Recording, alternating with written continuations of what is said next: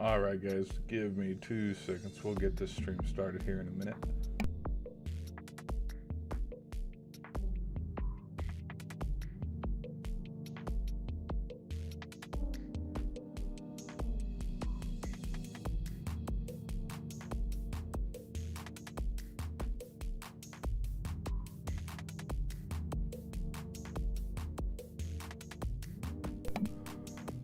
What I'm double checking is I'm double checking to see if, because we got this up. As we know, Stafford won the MVP. Hold on, let me get this going. Sweet. Go over here. Get this going. Sweet. Let me go right here. Okay, we got that. Okay, hello everybody. I know it's kind of a rough intro to start this out. Let me do 2 more things real quick, and then we'll start the stream on the other side.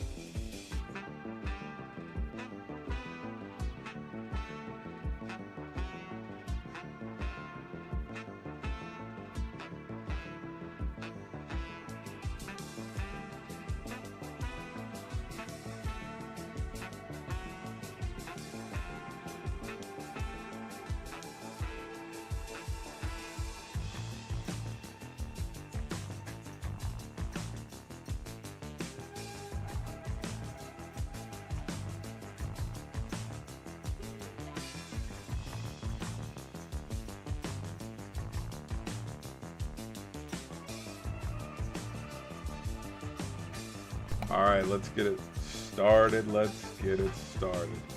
Hello, everybody. Welcome in. Okay, let's talk about. Oh, I just realized something. Hold on. I gotta get this going. Hello, everybody. Welcome in. What is going on, guys? Let's get this thing rolling. Do we have? Yes, we have it. Okay. So, this is my reaction officially to what we saw tonight with the NFL honors. I don't know 100% if it's over. I'm just going to assume it's over because the big awards have already been won, which obviously the biggest award is the MVP. Matthew Stafford wins it tonight. Let me double check to make sure this is good. Okay, we're good there. We hit a go live there. All right. But what I wanted to do with this stream is I wanted to go over some of the awards and everybody who won everything, because where I left off and where I stopped kind of watching.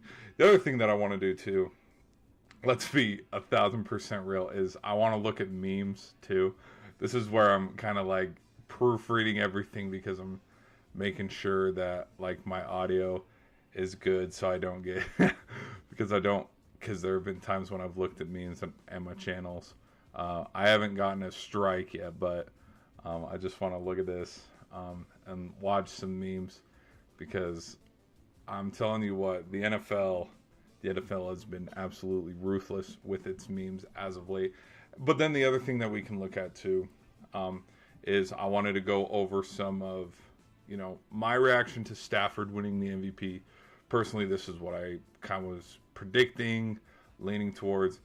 We can go over some NBA news as well, because there is a meme that I'm going to post later that you guys are going to see about just Anthony Davis and the Mavs and stuff. I'll post that meme later.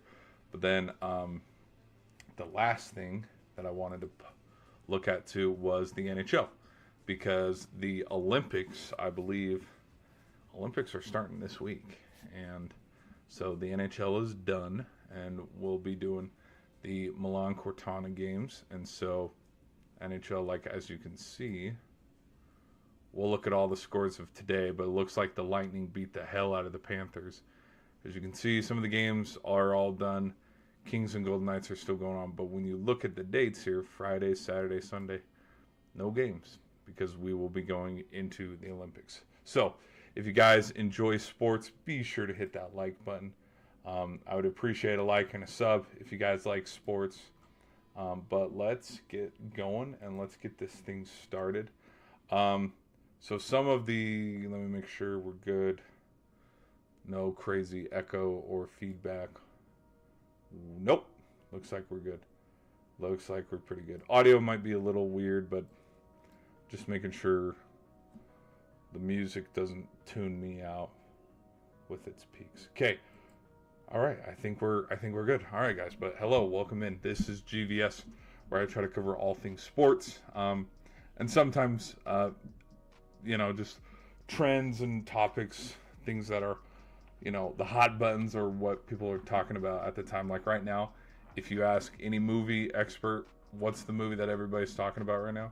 Everybody's talking about, TV show wise, everybody's talking about the hockey one. Movie wise, everybody's talking about Markiplier's, Iron Lung, which I got to give a review on that one of these days. But one thing that we could talk about tonight with just what's, coming up, Super Bowl 60. I don't know how long it has been like this, but usually the awards have fallen on the week of the Thursday before. I'm still, because Vrabel won tonight and a couple Patriots won tonight, but they couldn't speak. And then when Tom Brady and Mahomes won the MVP a couple years, they were at the Super Bowl, so they couldn't give their speech. Last year, I think I did this, and I think I talked about it during a stream or something. But last year, because I kind of am who I am, I looked at where the location was. Because here's the thing about the NFL honors. When they do the NFL honors, it's not like the Pro Bowl where it was set in one spot where, the location is Hawaii or the location is in Arizona, because, we want to play the Pro Bowl on a natural grass field that, isn't frozen, because, you go to Mile High, Foxborough, New York, you go anywhere outdoors, around this time of year, the grass is frozen. But, you head west, it could be rainy up in Washington, which is probably why they never did a Pro Bowl in Seattle. But like California and Arizona, those are the only teams. And at the time too, when they had some of the Pro Bowls in Arizona, Allegiant Stadium was only a thought. You know what I mean? But anyways, they've had recently, what I've noticed, they've had the award ceremony in the host city. And I know that a lot of times the teams that are on the Super Bowl teams, Like they don't participate in the Pro Bowl, which I get that, and they don't participate going to the award show. There's parts of me, and I only say this because last year I looked at it. You go from Mercedes-Benz Dome, where the Saints play, where Super Bowl 59 was hosted. You follow, I don't know what the main street in downtown Louisiana was, but like it's like right by the highway.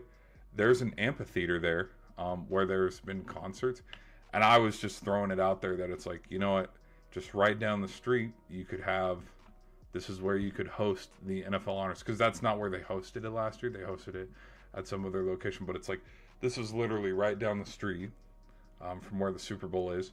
Rent the place out, have about 400 or 500, 500 chairs there, because there's probably, I don't know, 100 table arrangements. But, so the people who were in the Super Bowl could also go, because, I don't know, travel restrictions or schedule restrictions or whatever.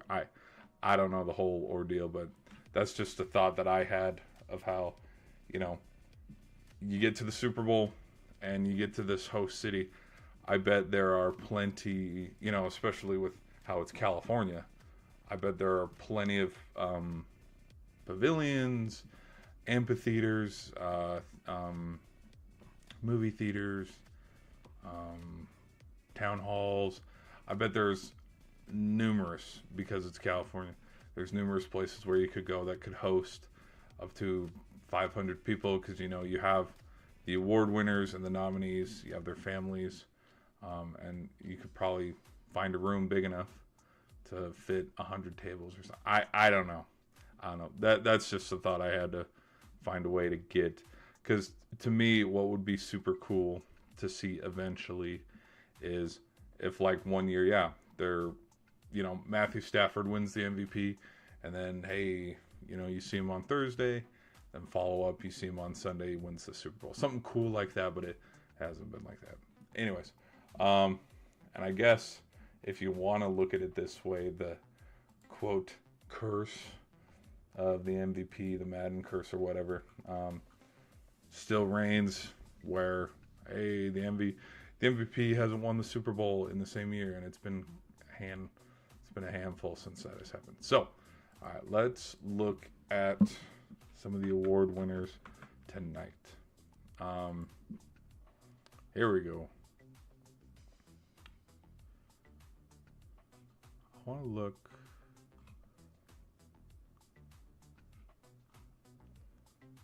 So Bobby Wagner was honored for Man of the Year. Let me look. I want to look, because it just ended. It just ended.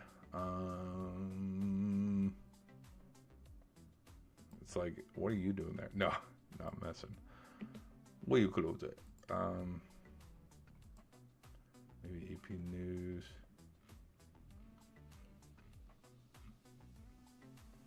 No, this isn't it. There's way too much. No, there's way too much other stuff going on here on this particular website. Yahoo? What about Yahoo? Oh, okay. I'm trying to look for if there's a cool. Maybe I just have to go to NFL.com. Let's try that. Hold on.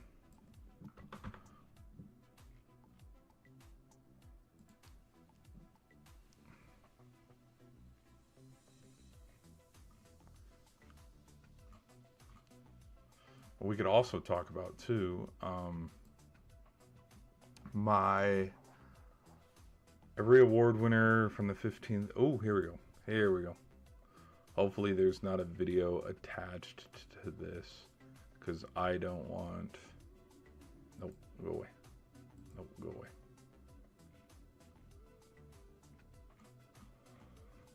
Because you know how it is. Sometimes there's the ad, and the ad will. All right. Okay, this will do.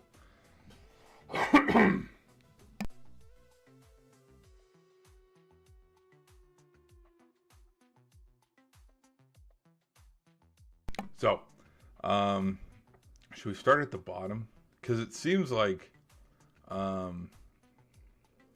we did because it seems okay. We'll work our way up. Because it seems like it went from because literally one of the first awards that was announced was Defensive Player of the Year, and we all knew it was going to be Myles Garrett because he won the sack record. Claimed, accomplished. I don't know what word I'm trying to use, but he got the sack record, broke the sack record, and so we kind of knew that was going to be the main one. But to see how early it was in the show, a little surprising. But for the Jim Brown Award, I believe that goes to the best running back of the season. James Cook wins it, Bills running back. And there's a high school flag, NFL Fan of the Year. I know Tom Grossi won it one year for being a Packers fan. Okay, AP, here we go. Deacon Jones Sack Leader Award, Myles Garrett. Shocker. Hey, shocker. The sack leader, wins the award. Okay. AP Assistant Coach of the Year. This is what I was talking about the other day with kind of how it was playing out. I was like, watch. The coordinator, and the coach are going to win it in tandem because why would the offensive coordinator for the Seahawks win it, but not the head coach? And I said the same thing about McDaniels and Vrabel because I was thinking, because for example, because the other nominees was the OC for the Eagles, who, by the way, got fired. The DC for the Broncos, who, by the way, got fired. My brain was just like, why would they give the award to someone who got fired? And so when you looked at it, the remaining coaches who were still like within contention were the only ones that were still hired. And I was like, they're probably not going to give it to Shanahan because 49ers didn't get that far. I could see them giving it to Vrabel because they're playing in the Super Bowl. I could see them giving it to McDonald because they're playing in the Super Bowl. And then it ended up being Josh McDaniel for offensive coordinator, and then it ended up being Vrabel, which it makes sense to have both of them because why would the DC for the Broncos win it after he got fired, and then the head coach be someone who didn't make the Super Bowl? Like, I understand. All right, Salute to Service Award, Christian McCaffrey. I think George Kittle won this handful of years back. I don't actually remember because I saw that McCaffrey got on the stage more than once. I knew he won the Comeback Player of the Year award, and so my thought to that was, okay, if he wins the Comeback Player of the Year award, somebody else is going to win the Offensive Player of the Year. So I don't know who actually won that award. FedEx Aaron Ground Players of the Year, Drake May, Christian McCaffrey, and Jackson Smith-Njigba. Okay. Protector of the Year, Joe Thuney, the Bears guard. Okay. Pro Football Hall of Fame class. Yeah, we can talk about them. So we have Drew Brees, Larry Fitzgerald, Luke Kuechly, Adam Vinatieri, and Roger Craig. Personally, I thought Roger Craig was already nominated. It's one of those, like, you look at the eras and the dynasties, like everybody who was on the Cowboys teams, a lot of them are already in the Hall of Fame, like the Emmitt Smiths and the Troy Aikmans. You look at the 49ers teams who have won it back when they were really good in the 80s, when they were with Montana and Steve Young. Like, yeah, Montana, he's in the Hall of Fame. Jerry Rice in the Hall of Fame. If I'm not mistaken, Law is also in the Hall of Fame. And so my brain, who was their running back at the time? Roger Craig. So I guess my brain defaulted to, they're in the Hall of Fame, but I didn't know he wasn't in there. So it's kind of one of those where it's like, that makes sense. Vinatieri being in it, you have to put him there considering how many clutch kicks that he has made in his career, how many Super Bowls he's won, because we've had that fun. There's that fun talk where and it's more recent. It's more recent talk because we have Justin Tucker, which I know, hot button. No, but Justin Tucker and Harrison Butker, and Evan McPherson. I think because we were talking about clutch kickers who have made clutch field goals to help their team um, get to the Super Bowl, win the Super Bowl, and when you look at the Bengals run all handful of years back, how yeah, Bengals made some clutch field goals against the Chiefs, against the Titans, against the Raiders. I believe he made a field goal or two against the Rams in the Super Bowl. Like, you could throw him up there on that list. And then with how many, I mean, until Cam Little, Tucker did break Matt Prater's record, and he held it for a while. But now Cam Little has it. So, well, and then also, if I'm not mistaken, in the, which probably, you know what, let's fact check it. I'm not, didn't Tucker make, here, Justin Tucker made a field goal though, but I'm wondering, did he send, here, because I don't know if it was the one that sent the Ravens to go play the Patriots in the AFC or to the Super Bowl. Let me go. Justin Tucker field goal. Field goal AFC championship. Well, okay, hold on. So he's missed one. Has not missed a field goal in the AFC championship game during his career. I'm wondering if there was any clutch field goal. Because again, people with his percentage, because I think his kicking percentage was one of the league's best, which is why it was. Did he make a kick when he was a rookie? Because I know he was a rookie.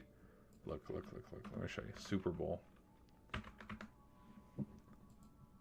Because he was a rookie when they went to the Super Bowl and won the Super Bowl. I don't know, because he made one. Look at this. Made a kick in the Super Bowl against the 49ers. I don't know if he was necessarily... I don't know if he was the reason they got there, though.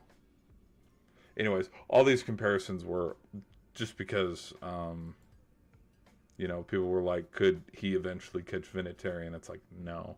Because, again, the way I look at when you want to talk about GOATs, who's the best all time, is you have to pin them, like, head-to-head needs to mean something, but then also being in that position and executing and getting it done, i.e., and, we are long ways before Patrick Mahomes retires, but this will be my only reason as to why Mahomes personally will never be my GOAT, unless he actually wins 8 Super Bowls and has more than Brady.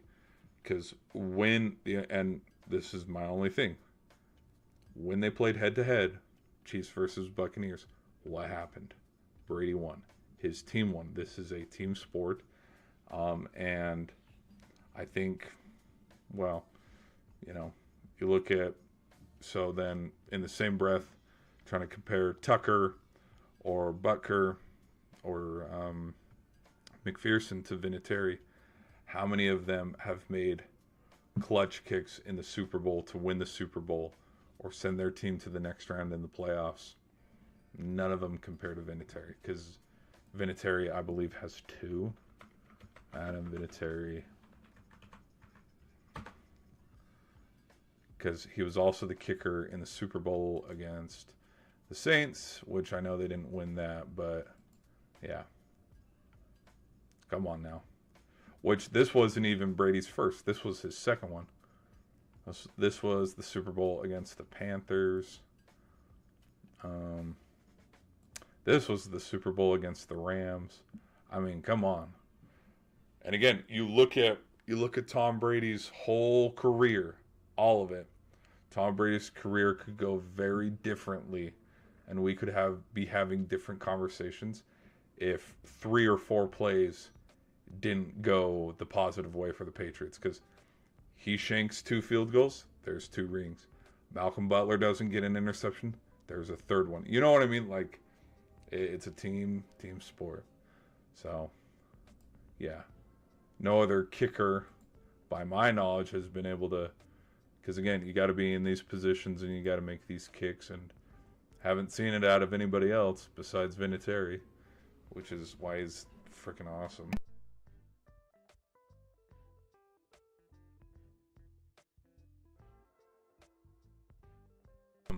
But then for Harrison Butker, his let's do where he his kicks. I mean, I will say I will give him credit in this one. In this Super Bowl in particular, a lot of people might forget because it was a while back. This game was absolutely boring until like the final 5 minutes of the game that sent it to overtime.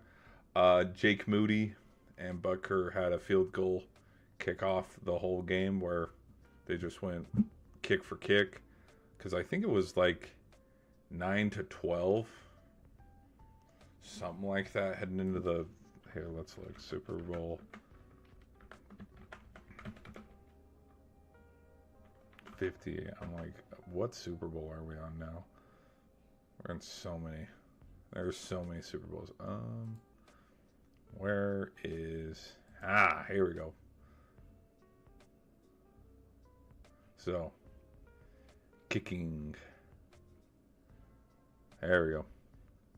3 for 3, 4 for 4. So it was a field goal fest until it went to overtime. So, yeah, and then it got super entertaining right there at the very end. Voice crack, hello.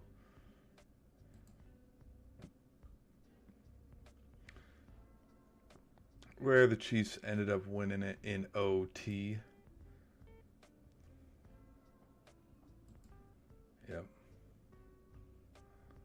Peak. I think this might have been Mahomes' peak of his career. I don't know. Anyways, great game. Hell of a game.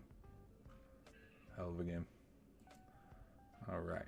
Now, who else? So we have Vinatieri. We have Luke Kuechly. I mean, come on. Luke Kuechly was another, when you look Cam, Greg Olsen, Torbert. No. Who was their running back? Super Bowl 50. Who's their running back?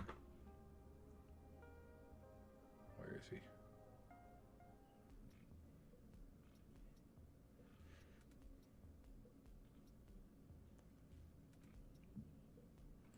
There he is. Jonathan Stewart, but there's another one. They had two of them. But yeah, he had a big touchdown. And then I think Ginn was a wide receiver. I think Ginn Jr. Yep. He had a play. He had a couple plays in the Super Bowl.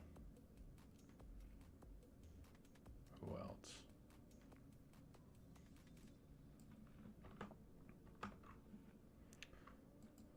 When people talk defense wins championships, everybody points to Super Bowl 50 though, and Super Bowl 48, because I mean, Legion of Boom just destroyed the Broncos. Any other? Oh my gosh, how could I forget? Yeah, he was on the Panthers as well. Jared Allen. Jared Allen was on the. He was on the. This was his only Super Bowl, because he never went with the Vikings. Closest he got with the Vikings was against the Saints in the NFC title game.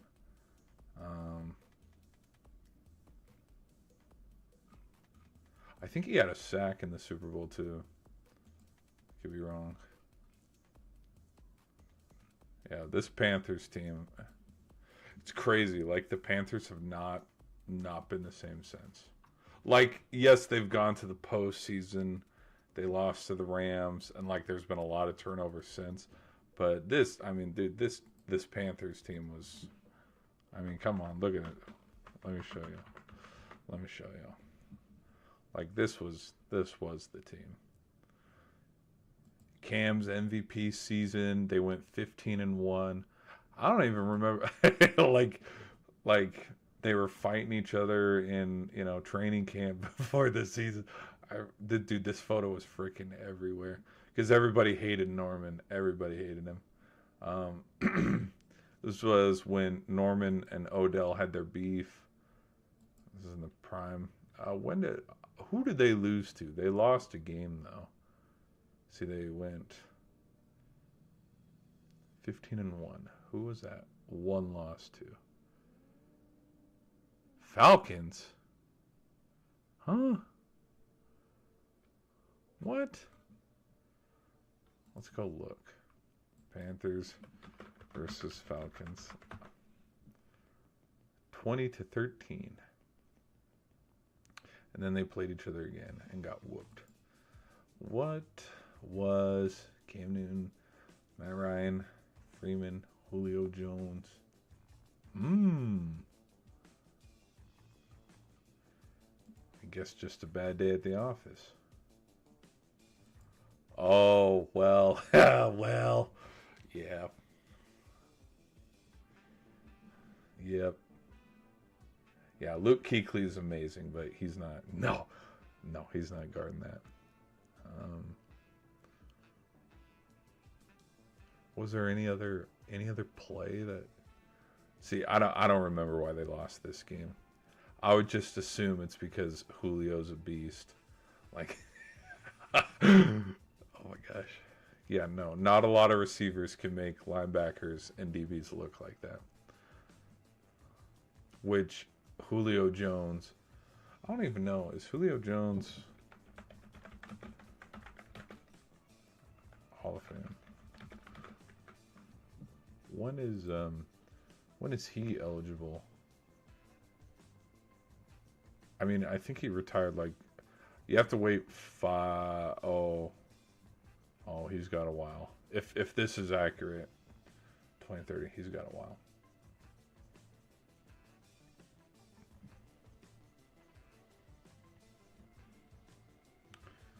Because I think his last year, I think he played with the Eagles last year. I think the Eagles were officially his last team. No, the Bucks were. No, never mind. Player of the week, week 17, 2023. Oh, okay. So yeah, no, he's not eligible. Okay. Hey, he did make one of the best Super Bowl catches, though. Come on, that is hella impressive. It only gets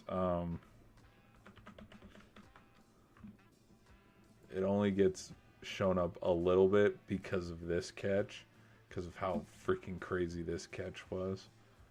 This catch was insane. Freaking insane, dude.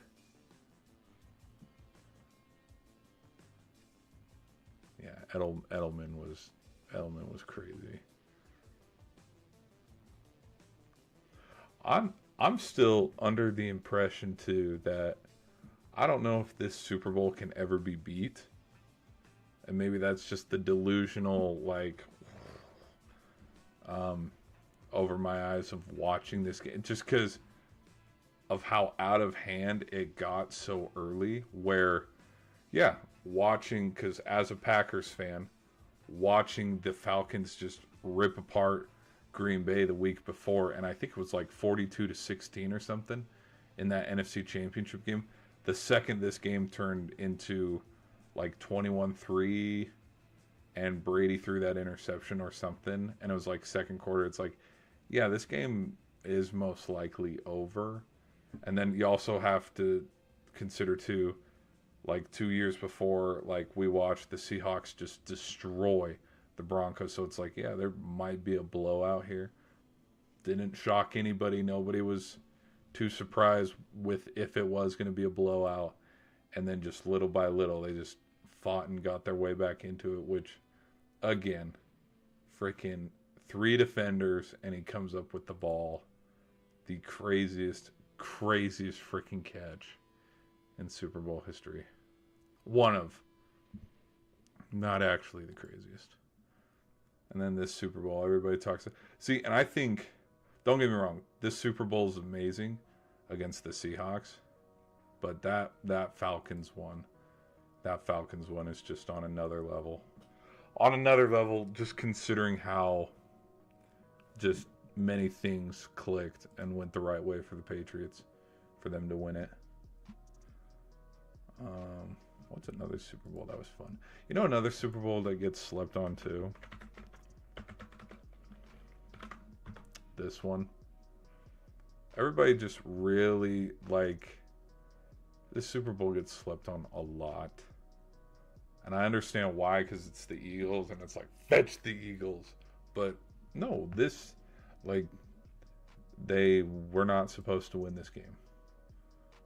No one thought they could, and they did. Foles played out of his freaking mind. What else? Where's the play I'm thinking of? Which there was a moment. Oh, it's right here. Alshon Jeffrey. This is when Alshon Jeffrey was arguably a number one. Not a lot of people think he was. Gronk had a big game. I think he left the game with a concussion too. I could be wrong. Like he had 2 touchdowns that game. There were a lot of memes made of this, like the Lombardi Trophy, and it'd be like, "Ooh, you got to be quicker than that." But yeah, this was one of the better Super Bowls. That it gets forgotten because it just does. And I'd take this Eagles Super Bowl over this one all day. Because yes, as entertaining as this one was, because they beat the Chiefs and stopped the Chiefs from a three-peat, this one pales in comparison to what, I mean, because this was the Patriots in their, like, the prime of, like, Brady and stopping Brady. All came down to a Hail Mary. Oh, yeah. Okay. Oh, I'm getting distracted again. Okay, back to it. Larry Fitzgerald and Drew Brees. Not surprised with those two because, I mean, they deserve it. And the sad reality of how Drew Brees only has one ring is super upsetting as well too. Because, I mean, how many times? Speaking of this Super Bowl,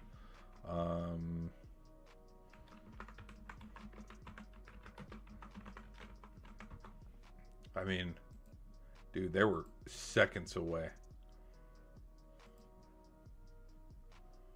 Like there were 3 separate. I would say this year could have been Saints Patriots. I mean,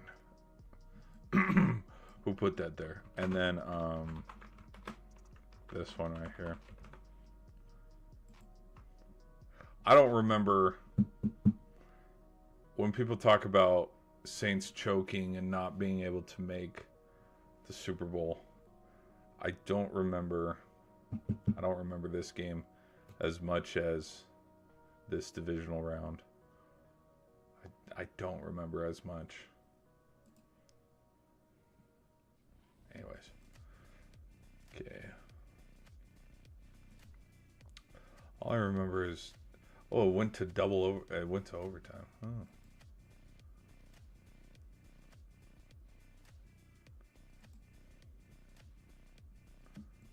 Anyways. Yeah, no, the Saints, those three straight years, they had a shot to win it. And okay, where is... Then Walter Payton, NFL Man of the Year, Bobby Wagner, Moment of the Year, the game-winning Hail Mary, which, that makes sense. Defensive Rookie of the Year. Who were the nominees?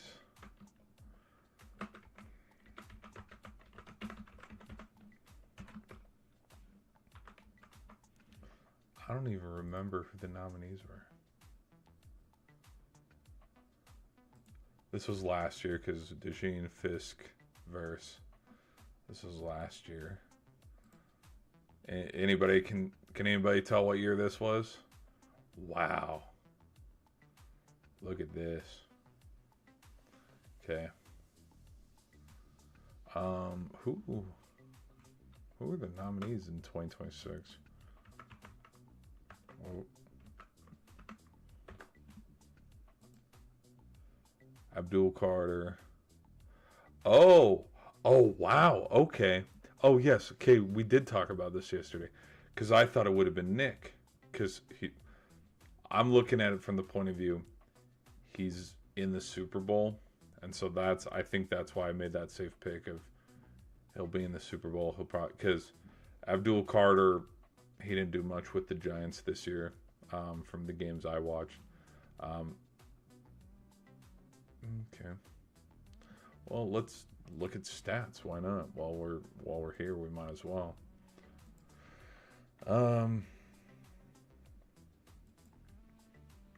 Stafford wins his first MVP. Says he'll return. Yeah, we figured.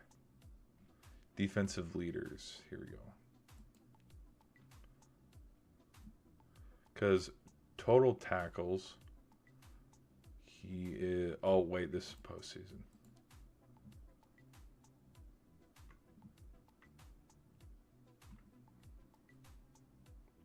Okay, gotta give it to him. He's up here at number 6.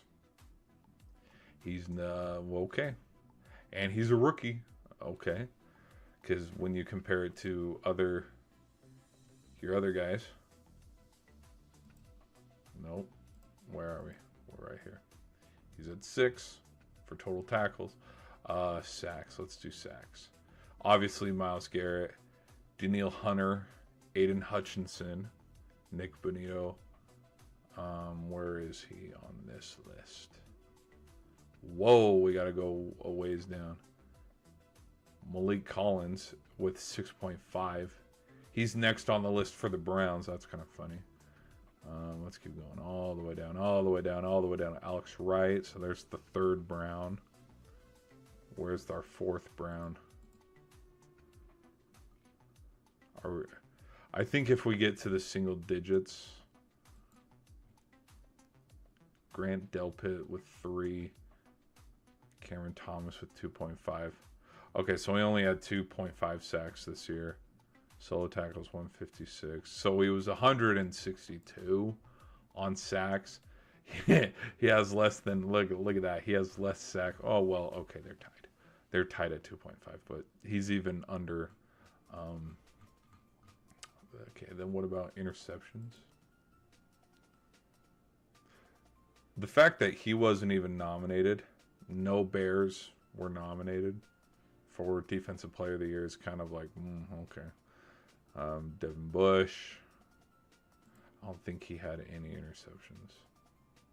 Ronnie Hickman. Oh, here we are. He had 2. Okay.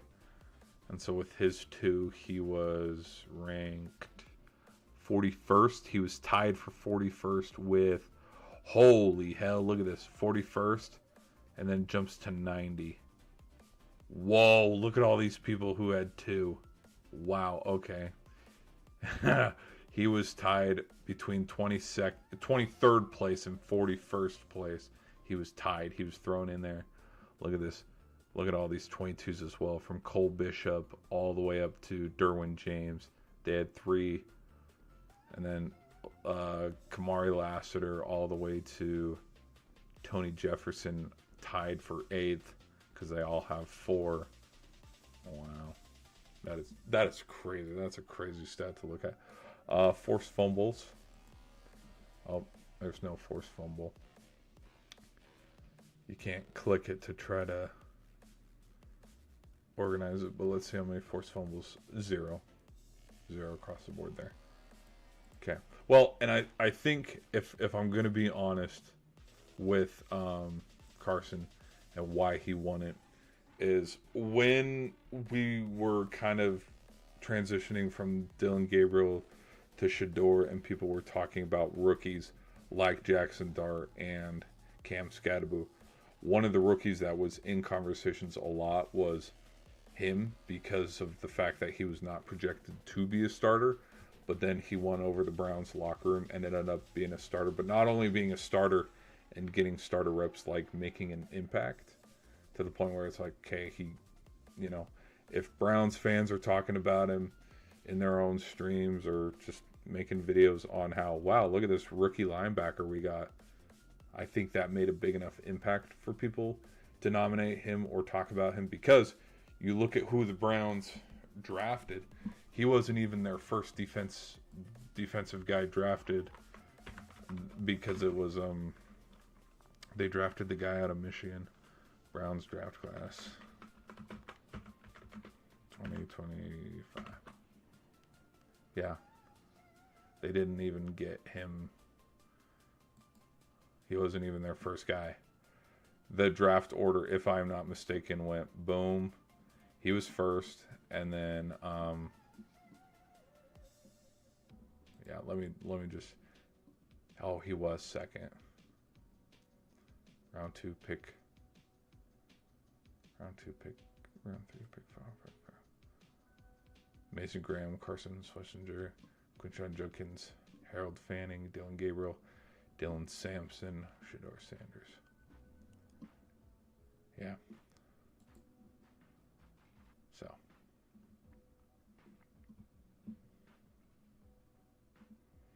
And who ended up being the best defender that whole year for the Browns? Myles Garrett. Who's probably going to retire without a ring if he stays on the Browns? Myles Garrett. Yeah, I remember a lot of people were making fun of Graham too, because he was like puking in a preseason game or something. Like that's how little I kept up with the Browns this season, because it's like, no. It wasn't like a handful of years back in 2023 where they made a push for the playoffs with, like, the second Joe Burrow went down and they cut Joe Flacco and gave him to the Bengals. I was like, oh boy, here we go. Because from there on, you didn't know what to expect for the Browns, because it's like you got rookie quarterbacks. Ooh. Let's go look at Tennessee. How many games did Tennessee win this year? Oh. Wow.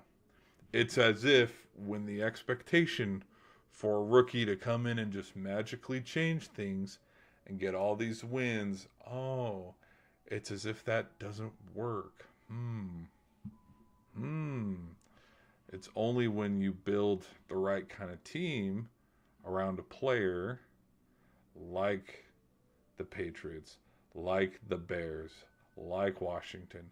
Only in those situations do the first year, second year, third year experienced quarterbacks get a little farther than everybody else. What a strange concept. It's so weird that happens every single time. Okay. Here we go. T-Mac winning the Rookie of the Year. You know what? But it does make sense, though, because of how much everybody was talking about it. So yeah, we got T-Mac, and then how many more we got? We got a couple more. But it does make sense that he won it. And the only reason why is because I'm kind of wondering, why did he win it? I think a lot of it goes with playoff success and how far his team got versus the other rookies. Because if you look at 2026, you look at everybody else who was nominated.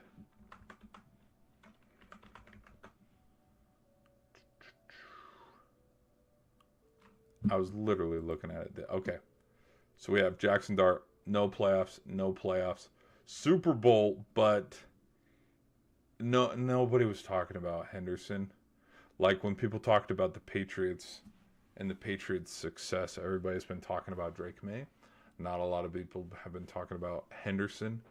And then Surprisingly, nobody's been talking about him, even though I think the Saints won 4 of their last 6 games. They went here. Let me double check. The Saints went on a little run there at the end, even though they were not in playoff contention. Hello, Saints. Like, look. Because obviously they started out terrible. And I mean terrible. But then, when they were already eliminated from playoffs before November even started, they won 4 in a row. They eliminated the Bucks twice. Look, because they beat Tampa here, and because they beat Atlanta, the Bucks didn't go to the postseason. Suckers. No, but yeah. Well, okay. Well, now that I'm looking at it like this, there's context to it too, because not a playoff team. Not going to say that Tyler Shuck sucked. Not going to say that, but not a playoff team. Not a playoff team. Not a playoff team. So it's like, you beat 3 teams that didn't go to the playoffs.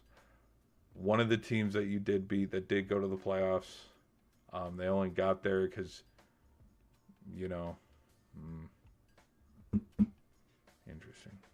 Interesting. Well, yeah, I don't know why my brain thought it was 6. No. 4 in a row. Huh. Well, then, hold on. I want to look at something. What about 10 touchdowns, 6 interceptions? Okay. Nothing too crazy. I just remember people at the very, around here after Thanksgiving, a lot of people were talking about, because they were talking about who in the South should go to the postseason and who's the best team in the South. And, the Bucks had already fallen off. And a lot of people were talking about, well, the best team playing the best football right now is the Saints, because they've beat Tampa and they beat Carolina, and I remember people talked about that for a little bit, but anyways, and again, they started to play pretty decent football, but way after they've already been eliminated from the playoffs. Yikes! So, all right. So then, why did McMillan win it? Let's go look at McMillan's stats. Let's go this way.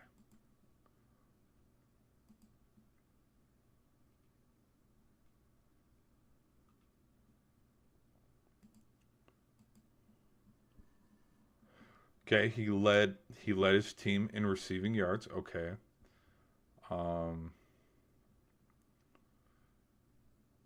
He led his, look at the receptions. 70, and next in line is 33. This is kind of like Puka and Devontae Adams. Like Puka, I think Adams is a great receiver, but for Stafford, just Stafford in particular, Puka was his number one. Well, and then you look at this too. 7 touchdowns, next in line 4. Yeah. Like Xavier Leggett he only had 3 all year. Wow. Okay. Juba 3. He had 7 all year. Wow. Well, and then let's go look at because I was leaning towards Jackson Dart winning it. Well, let's go look at Travion Henderson's stats. Let's compare them side by side. So 7 touchdowns, but leading 7 touchdowns, but leading his team regular season. Travion Henderson leading his team in rushing, leading his team in carries. Touchdowns, next in line is 2. Look, 9, 7, 4.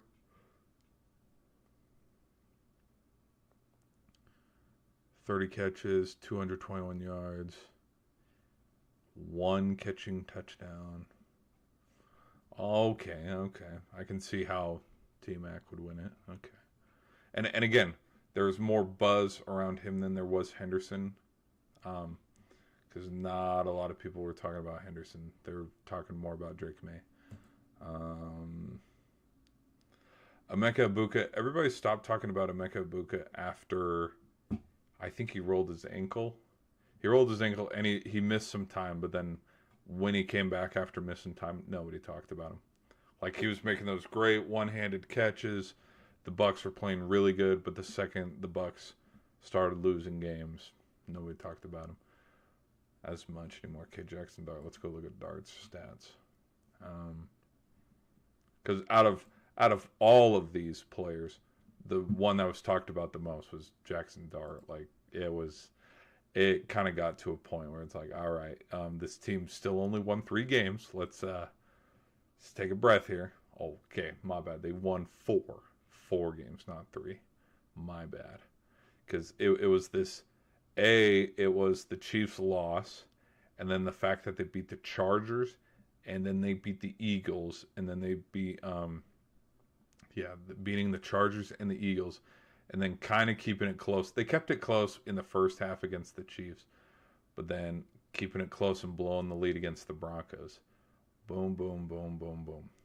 This 5-week run was what, this is why everybody was talking about the Giants.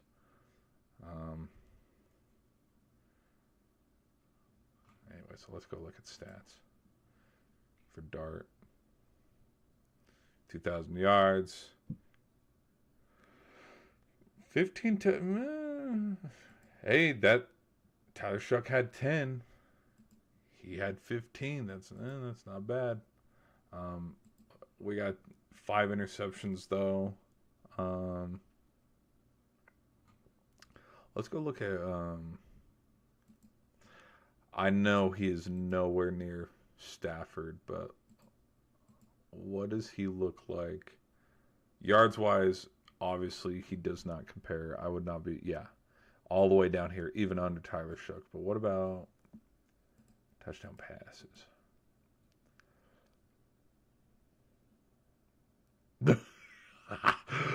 Wow, Cam Ward's not even... wow, Cam Ward and him threw the same amount. That is funny. Okay, I guess justice for Cam Ward too. Oh, but Cam Ward plays on a team that won how many games? 2? 3. Okay, my bad. Wow. Oh my gosh. Okay. I think Cam Ward got robbed a little bit from even just being nominated, even just being in the conversation. That is so funny. That's actually pretty funny.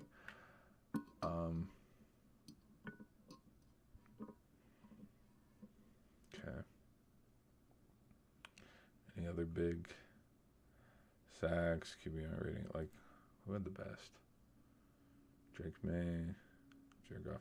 And again, Jared Goff, nowhere in conversations for getting the MVP, nowhere. And I think, and my only reason why Jared Goff was not in consideration, same with Dak, because see how Jared's not here, Dak's not here, but Trevor's here. And then Caleb Williams wasn't nominated, but yeah, Baker. People were talking about Baker. But notice how the reasons why Trevor's here, Drake's here, playoff teams.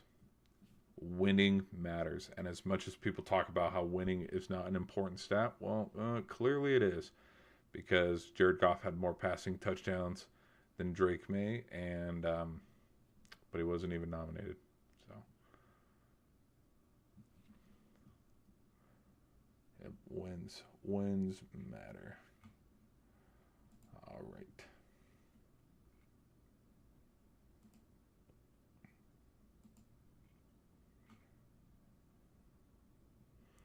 What else were we gonna look at?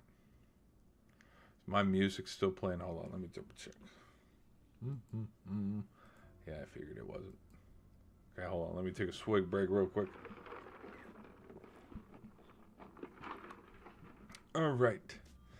Okay, Myles Garrett winning the Defensive Player of the Year. Not even surprised. Um,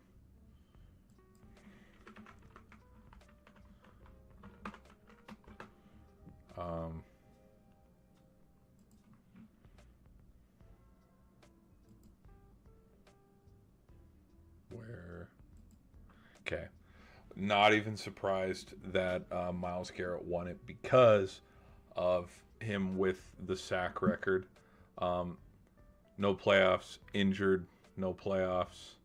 Um, the only the only other team that I was kind of like, hey, maybe I would say Will Anderson, only because of what Will Anderson was able to do against Drake May, but then also Aaron Rodgers. Because if Nick Bonito had like maybe a pick six against the Patriots in the AFC Championship, pick six against Josh Allen, or something like that, where it's like, okay, because of him, this is why the Broncos beat the Bills and moved on to the next round. Because of Bonito, this is why the Broncos were able to beat the Patriots and go play for Super Bowl 60. I could see that could be the reason why he would have won it, but with how none of these guys are in the Super Bowl, so there's no kind of gimme in that way or in that aspect. But you look how Myles Garrett, the biggest standout. I mean, I think he should have won Comeback Player of the Year. I'm going to be honest. Aiden Hutchinson should have won it. Cool that Christian McCaffrey won it. Not saying one deserved it more than the other, but in my own thoughts, Hutch. But with him and like all the stories or something, the big standouts and storylines, media coverage for the NFL this season, the biggest one was Myles Garrett winning because he got 23. I do not want to look up on Google Myles Garrett sack record because there might be some memes. Okay, let me look. Hold on. Let me proofread this. Hold on. Myles Garrett. Let me make sure there's no Myles Garrett sack. What? Like, here's the top search. Myles Garrett sack. I don't want to see that. Let's go. Sack record.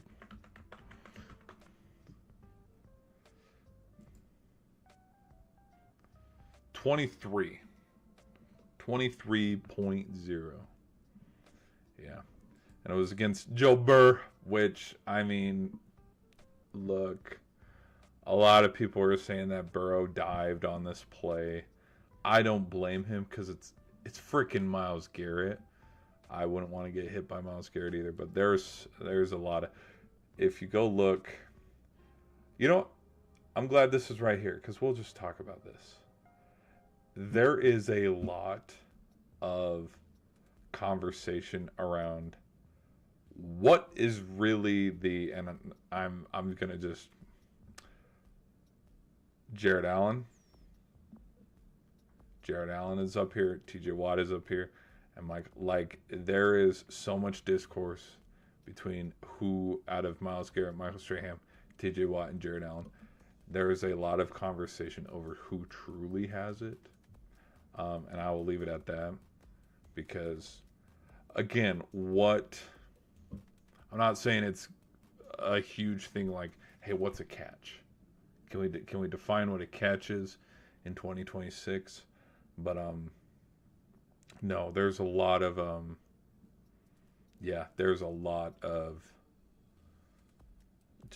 and even, I mean, he broke it, but I distinctly remember even during this season, after Joe Burrow fell,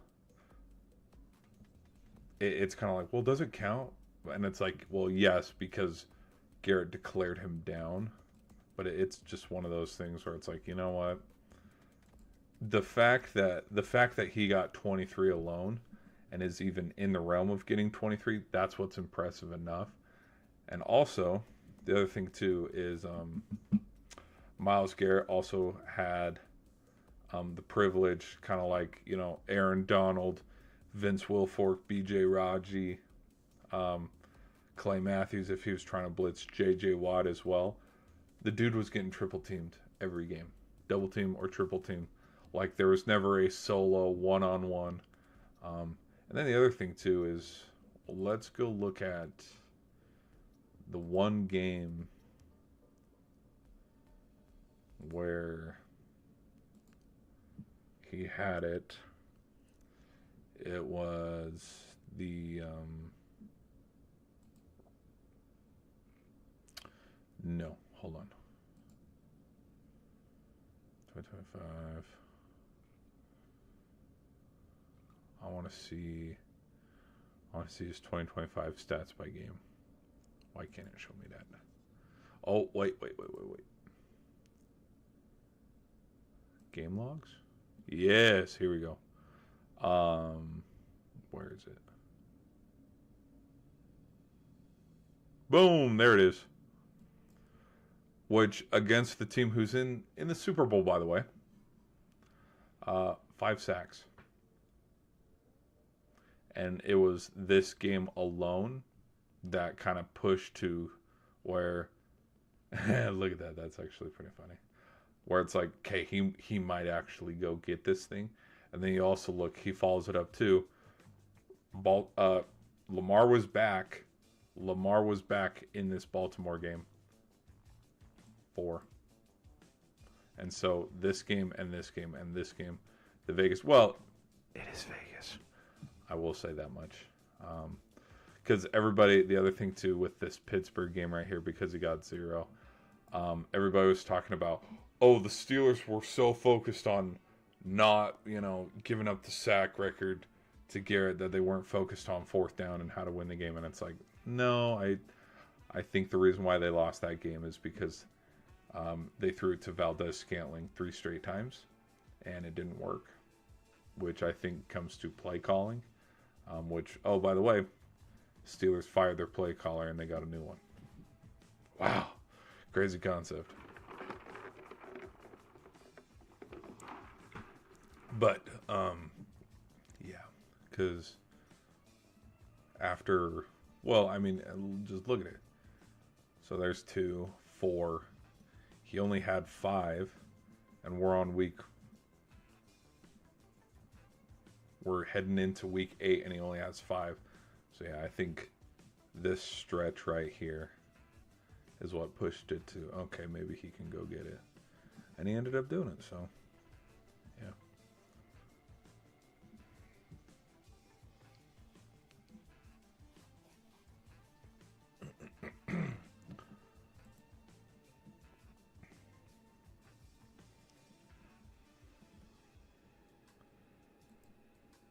And I'll say this too. Here's another thing, and this is no discredit to Myles Garrett either, because obviously, I mean, dude was the number 1 pick back in 2017. Because if people do a redraft, they still pick. Well, they either pick Myles Garrett or Patrick Mahomes just because of the success that Mahomes has had. But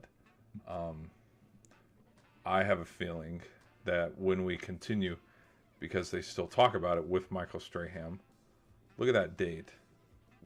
25 years later, we're still talking about it because, oh, did Brett Favre go down early on purpose? That's what this is going to be 25 years from now. I can already see it. I can already see people talking about it still in the future. And I think it would be to discredit Myles Garrett just because of how dominant as a player he is, but also when we get into the weeds of the ticky tack, well, it's a point, it's a half of a and so yeah, I don't think until Aaron Donald comes out of retirement, or Jared Verse, T.J. Watt. Well, T.J. Watt. Who else could potentially? Will Anderson, Danielle Hunter, until they come out and they get the record and set it straight with 25 flat or 26, where they beat it by not a landslide, but a substantial amount. Oh yeah, well, okay, next up was 25. I have a feeling people will they'll they'll argue amongst themselves about who actually is the winner. So, yeah. All right. Offensive Player of the Year. Oh, to Jackson Smith-Njigba. Okay, I didn't think that would happen. I was leaning, as you guys know, I was leaning a little bit towards Christian McCaffrey, and the only reason why I was leaning towards McCaffrey was because you go look and you see, just, I mean, 49ers getting healthy, coming back. You look at how many pieces 49ers had missing this year, where there was one point in the season where Pearsall was their number one. Like, because Kittle was out, Ayuk was out, McCaffrey was out, Purdy was out, and it was Mac Jones and Ricky Pearsall having to go solve the whole damn thing. But like, with the fact that the 49ers won as many games as they did, and how McCaffrey was able to just be a gadget player, and help 49ers win as many games as they did. That's why I thought he would have gotten the Player of the Year, kind of like how Saquon did. But it ended up going to Smith-Njigba, which, I mean, it does make sense because he is a good receiver. He has helped the Seahawks in a lot of their victories. I mean, dude caught a touchdown pass in the championship game against the Rams. Dude had a touchdown pass. He had Sam Darnold's only touchdown pass against the 49ers because Seahawks run game was able to control that whole game. Player of the Year comeback goes to McCaffrey. I'm glad he at least won something, considering all the things he was nominated for. I mean, for hell's sakes, he was also nominated for he was nominated for the MVP. Am I missing anybody? Schlesinger, Bobby Wagner. Which I've always been a big Bobby Wagner fan. Because, dude, he's Utah State, you know. Utah State, great. Can't hate on the Aggies, bro. Trying to see if... Nope, I didn't miss anybody. But, McCaffrey getting comeback Player of the Year. And I'm not saying that an ACL tear is worse than snapping your leg on someone else's leg, like how Aiden Hutchinson did. I think the fact that both of them are back is impressive and an accomplishment of itself. Yeah, no, I've said it, and I'll probably talk about it a lot, as much as I talk about how running backs are the forgotten staple of football, and I've been banging that drum since 2022, 2023. Yeah, go look and go watch the games. A lot of why the 49ers struggled last season was because they did not have a running game. And McCaffrey was injured because he was dealing with a hamstring. And then he tore the ACL in the Bills game. And look at that. When he's healthy, look how many games and just how scrappy and resilient that 49ers team was.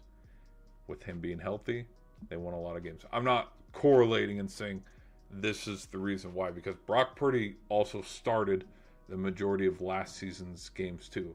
And him as the starter, they still lost a lot of games and missed the postseason. But, I mean, you go look at Seattle. You take away Kenneth Walker. I don't know if, without Kenneth Walker, if the Seahawks beat the 49ers. I really don't.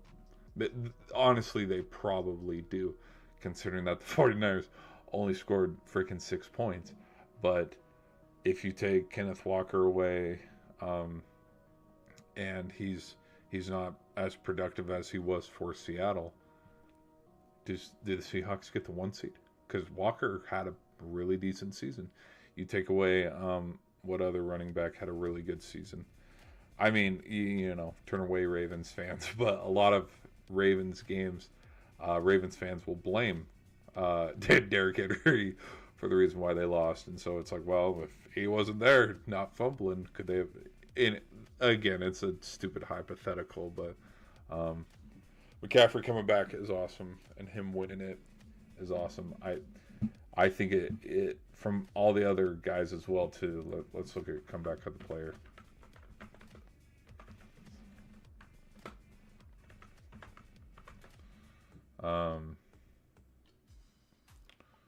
Nominees, because last year it was Joe Burrow.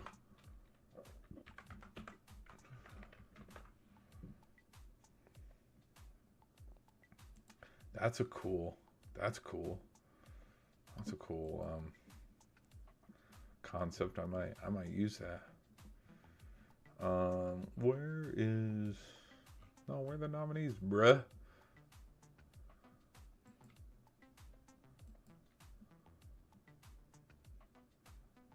Okay, here we go. Gosh, it took forever to get there. Um, did Diggs tear his ACL in Houston? I don't know why Diggs is here. I don't know why Lawrence is here either. Because Prescott didn't Prescott roll his ankle or? Yeah, I only know why these two are here. What happened to Lawrence? Did Trevor Lawrence? Hold on. Wait, hold on. Let's look at something.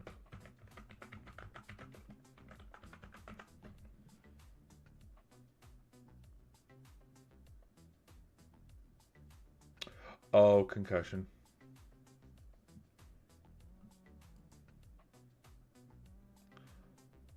And a shoulder. Yeah, the Alshire hit. Yep. Yep. This gave him a concussion. And he never came back. This, dude, this is when he almost tore his ACL. Yes, I remember, yeah. Yep. This hit in particular is why a lot of people don't like Alshire. But yeah. Yep. And shoulder injury. Week 13. McCaffrey was out by week 8 or something like that against the Bills. I'm in a Dak.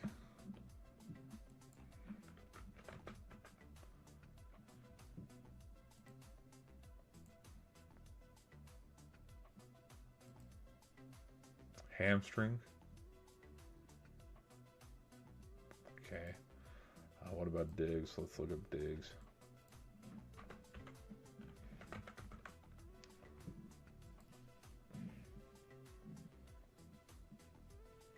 Yeah, he tore his ACL. Yeah, okay. Okay, see, I knew I wasn't seeing shit. Week 8 against the Colts. Yeah. Yeah, okay.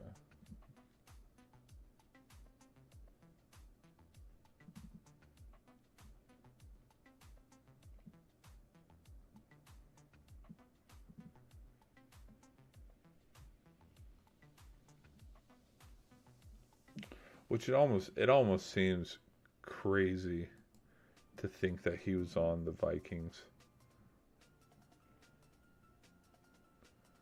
Because he went Minnesota, Buffalo, Houston, New England, correct? I might be wrong.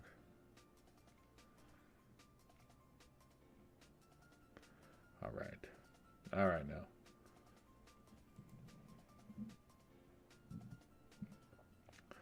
Which we all know why he left Buffalo.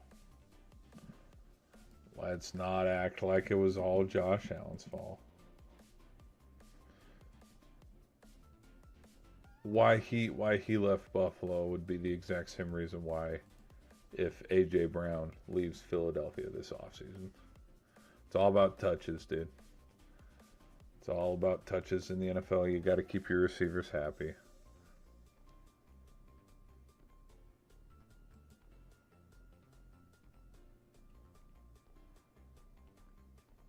Yeah, and then didn't Tank Dell get injured against the Chiefs that same year in the divisional or something? Someone tore. Yeah. Anyways, and then yeah, so So Prescott had the hammy, McCaffrey with the ACL, Trevor Lawrence with the shoulder and the concussion, and then Aiden freaking Hutchinson. Hold on, I don't think. Wait, Aiden Hutchinson. I don't think I can show it.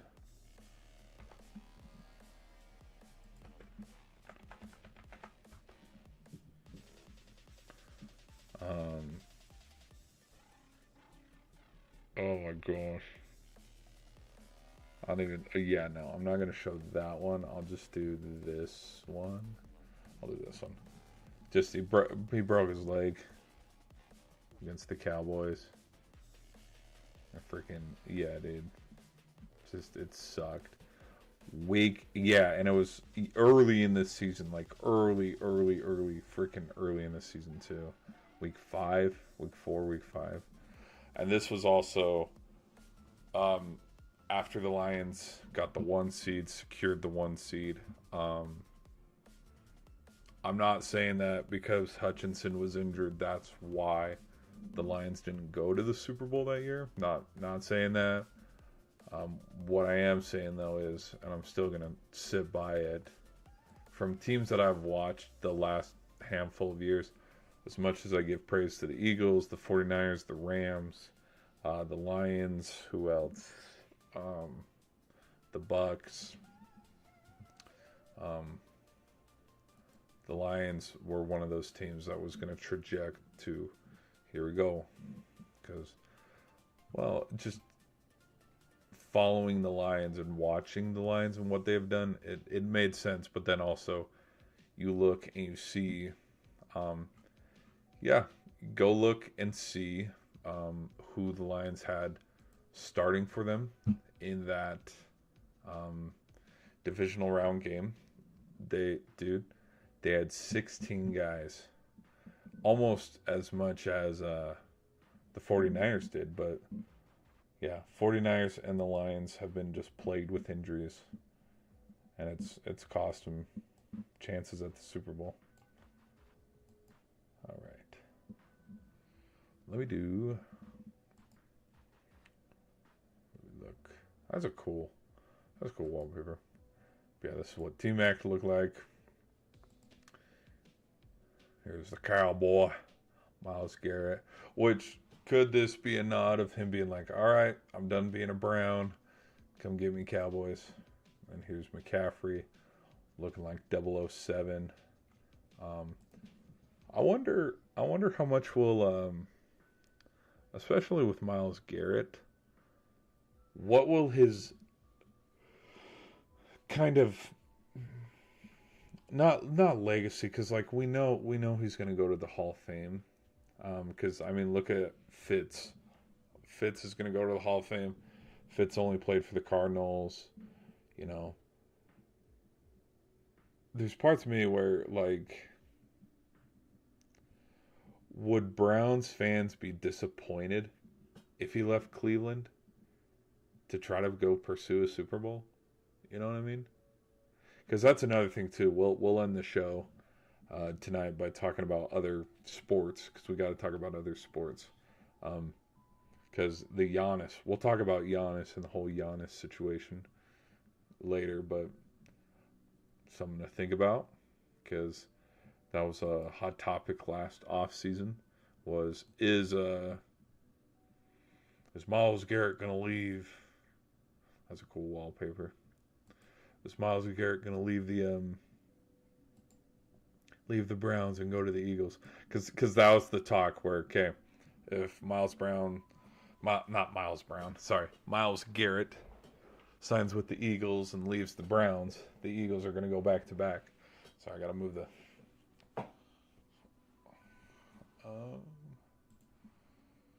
Who else do we got? Vrabel, Coach of the Year. Yeah, I can see, because it was either going to go to, it was going to him or it was going to the other guy. Like, I didn't think any of the other head coaches would get it. The only other one that, if not him or McDonald, Cohen. And the only reason why I'm leaving Cohen is because, considering his first year with Jacksonville and how far they got, winning the South, and coming a couple plays away from beating the Bills. Lawrence with a crucial last second interception to seal the game for the Bills defense, but yeah, they had chances. They could have won that game. AP most valuable player goes to Stafford. Now, happy about it, and it makes sense because I'm glad the NFL went this way with it, where touchdowns got to mean something. You look at when Mahomes won it all the way back in 2018. You look at when Rodgers went back-to-back and won it.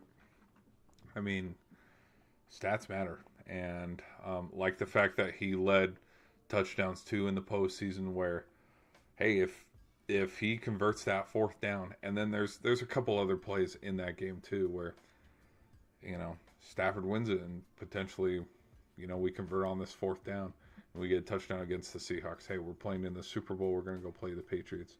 I think just with how impressive he has been, Adams turning back the clock, Puka Nacua playing well, with how successful the whole Rams offense was, like Corum as well with Kyron Williams, Higbee, like the Rams offense was a very fun team to watch.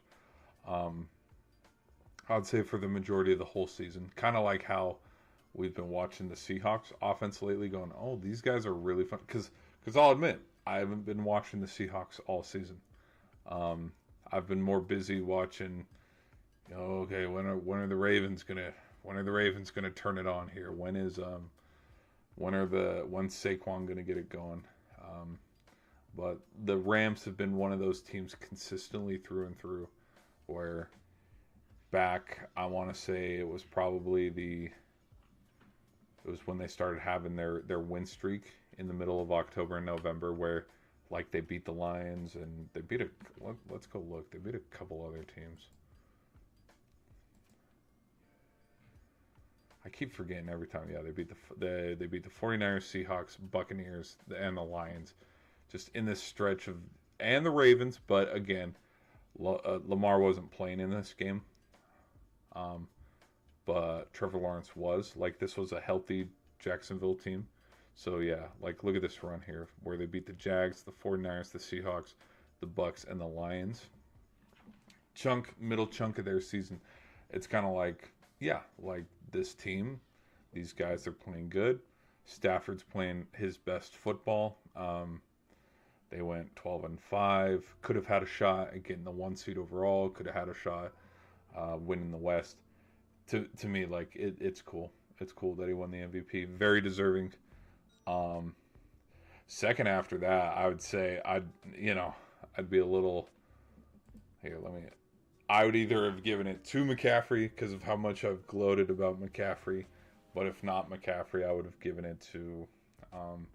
Next after that, probably Drake May, considering how well he's done in his second year, and if not Drake May, Trevor Lawrence, because Lawrence had one of those seasons, kind of like how he did in the 22 to 23 season, where it's like, okay, here we go.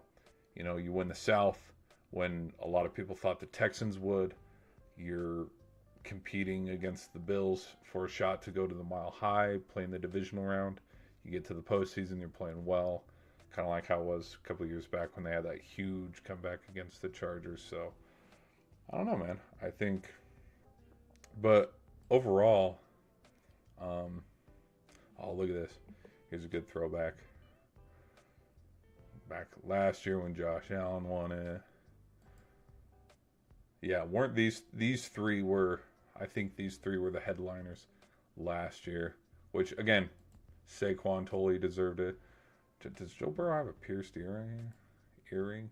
No dangly earrings. Which, what was so funny, not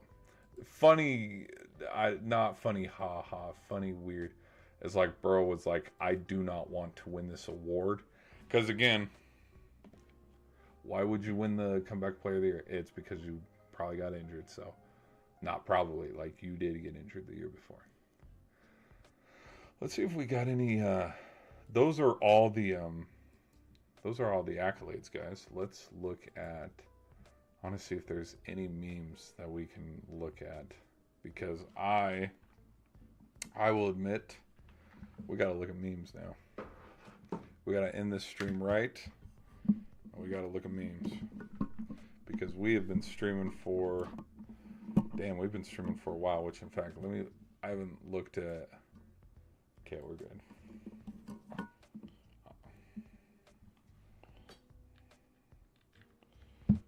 Okay.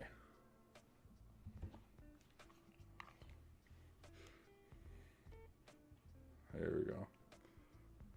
Let's look at some memes here.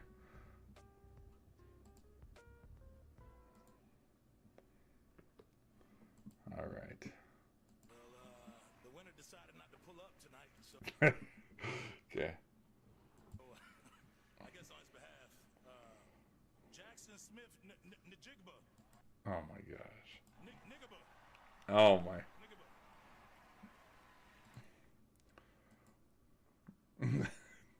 Shouldn't have comeback player of the year. Oh no.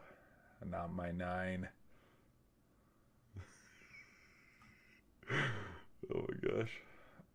Lisa, which have y'all seen the? Whoa, hello. What the hell? Have you seen the memes about how CJ Stroud has shaved his dreadlocks and he's changed his whole personality after last postseason? Okay, defensively, he threw a lot of interceptions this year. Offensive player of the year, schedule of the year, choker of the year, most value.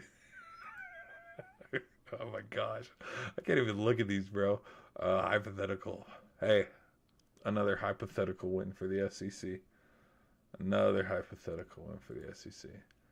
CTE, he's already got it. Kicker of the year, very accurate. Least improved. Oh, this is so mean. So freaking mean. Back to it. That's a joke. Well, and here's why. Because freaking, dude,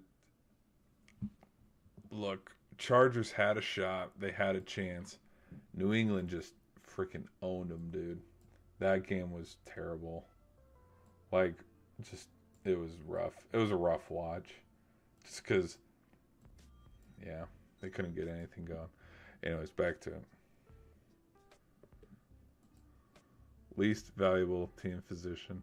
Oh, yeah, because there's a theory running around that the electromagnetic fields of the practice facility to the, to like there's a warehouse or something down there in San Francisco where this is linked to player injuries and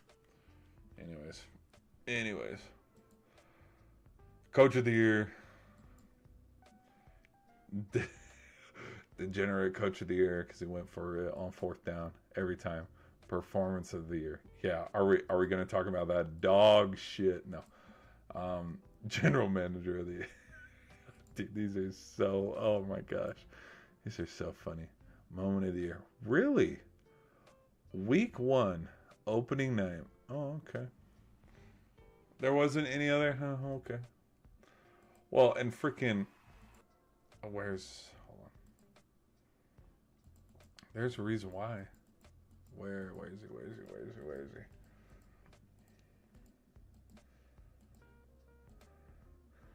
Okay, and again, I'm going to say it. He is not fired in here because he had a kid. He's fired in here because Sam Darnold's in the Super Bowl. That's why. All right. Let's go to the next one. Yeah, I don't care. I'm probably going to get hit. Yeah, look at this freaking play here, dude. Just gets freaking rocked. Here comes Sean Taylor. Boom, baby. Yeah. Pro Bowl used to mean something, dude. Yep. Pro Bowl, really flag football in a warehouse on a Tuesday night. Yeah. And from the Cleveland Browns, Shador. He can still sling it. I know that. The rookie.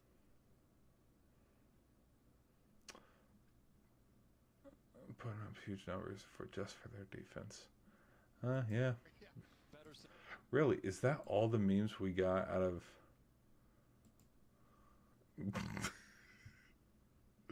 That's funny. I think those are all the memes we have. Like, oh, I thought there would have been so much. Hold on, let me refresh real quick. Well, hold on, let's check. Nope. Nothing. We got nothing. Damn, I thought there would have been so many more memes. Because it's like, it's NFL honors, you know what I mean? Hold on, let me go check one more thing. Oh, did they? Oh, let me check.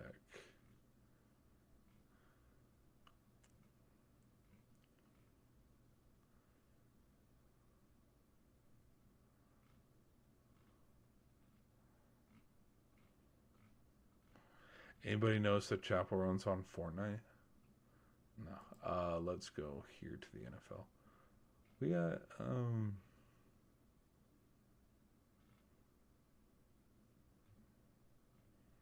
nope. Just a whole bunch of no memes here. No memes here, all business. And again, he retired so quickly. Like, it was a quick retirement. He retired really fast, like Andrew Luck. Which, oh my gosh, I don't even know if Andrew Luck could make the Hall of Fame. I really don't.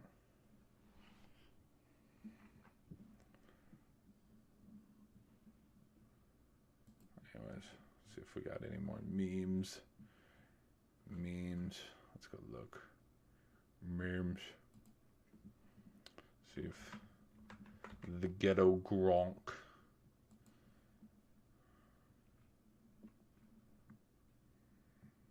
Nope. Same stuff.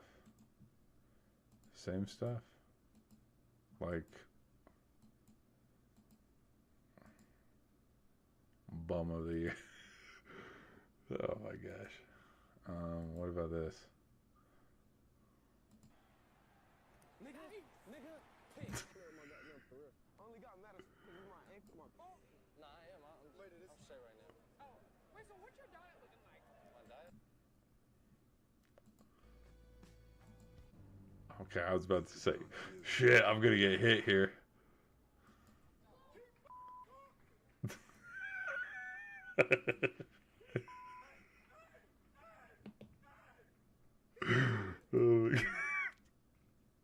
Again, the memes are freaking undefeated.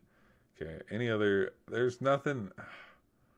We're gonna have to do this in another stream because I've been freaking streaming for almost 2 hours. There's a lot. Well, we can probably do after the Super Bowl because there's a lot of, like, even we got back here freaking, yeah, not a lot of memes. Hold on. Nope. Damn, I knew it was too good to be true. Hold on. Yes, this one. Let's see if we got any other. Why isn't it possible? I will not sign one of these. I'm good. Wait, let's check one more. Let's check and see if the Dough's got any memes. Dough's gotta have memes.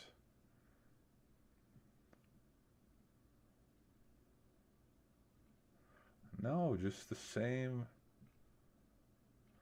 Nope. Same stuff. Parsons and Pro Bowl.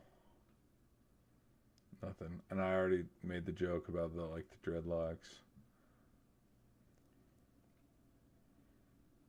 Nothing. All the memes are. I guess we'll have to wait till the Super Bowl's over for some more funny memes. Let me go look.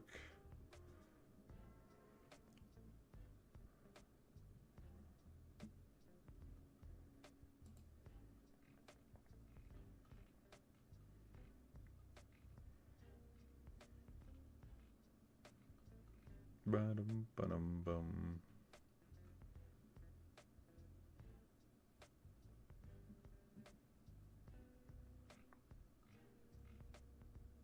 Oh, look at this. This is crazy.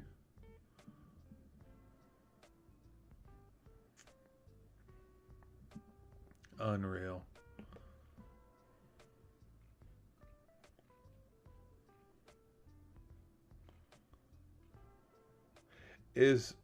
Okay, I've been seeing this logo around. Is this a concept logo or the real logo, you think? Parts of me want, I would love to see the I would love to see the NFL go back to, like, look at this.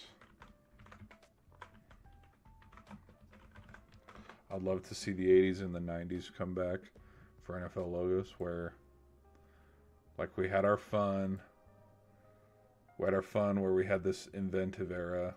Let me see, am I cutting it? Oh, I am cutting it off. Where? Nope. Still in the way. How about here? Kind of in the way still. But like we had our corporate years, Super Bowl 45 through Super Bowl 49, you know. Then we had our fun inventive era of where Super Bowl 50 was a colorful fun logo. Where's a good example? And then we had all these, you know, where there's a little bit of pizzazz. Still one of the most slept on logos. This logo's awesome. This logo with the Vegas sign, again, awesome. I would love to see, though, Super Bowl come back to like these kind of logos where,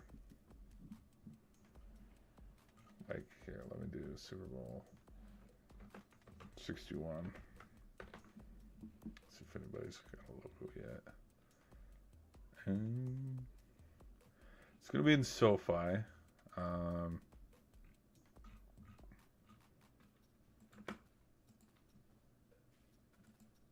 Again, concepts. Like, I'd take this one. This one looks good. This one looks pretty fun. Anyways. Like one of these kind of concepts. I mean, come on. Amazing Super Bowl logos.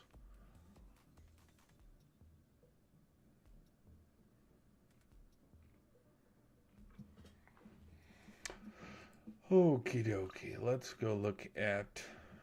So we got Stafford, and that's my thoughts on. Let's go look at the NBA. See if we got any.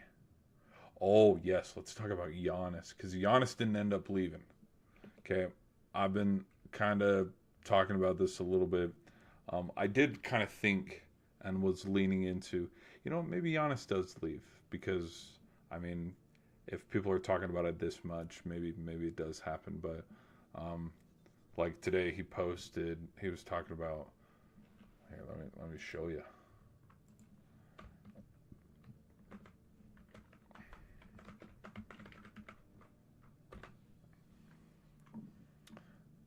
No, where's the quote? Because I don't want to butcher the quote.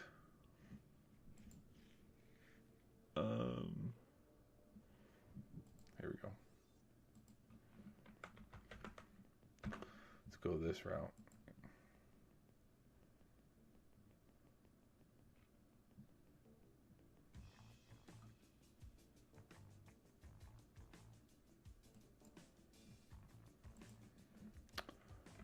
How do you spell Giannis? There he is.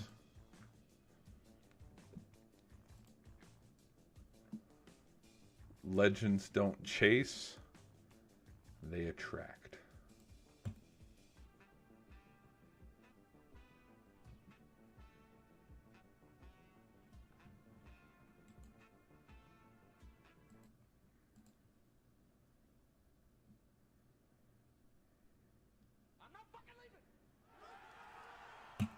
The show goes on. Anyways. So, or this one. No pencil, but I'm still drawing all the attention. Which, great PR move. Like, Giannis knew exactly what was going on. Giannis knew that he'd be in trade talks, and Giannis knew that, I mean, everybody, and I said it because, you know, I'll own it. I said that if Giannis leaves, whichever team he goes to, they're going to win the NBA Finals. Because you go put Giannis on the Knicks, you go put Giannis with Denver, you go put Giannis with the Lakers, the Warriors.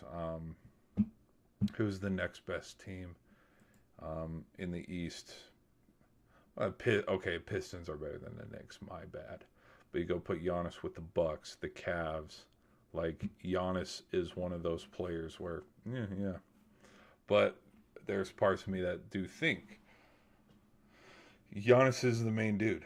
He's the head honcho with the Bucks, and a lot of players look at Dame time.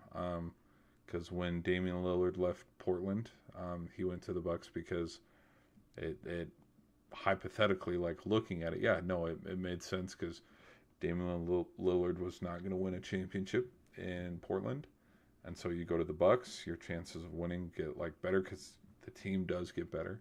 Now there were some timely injuries and all that, but you look and see kind of just, with the landscape of where the NBA is, it made sense. Uh-oh. We're frozen. No, we're good. I think we're good. Sorry, people. But, he didn't end up leaving, which I was torn. Like, I did think he was going to leave because everybody was talking about, but him not leaving does make sense just because of how, if he was going to leave, he would have already been traded long ago. He actually, thinking about it, he probably would have been traded after they lost to the Heat back in 2023 because they should not have lost that series. Considering, now, again, this is from the point of view of a Heat fan.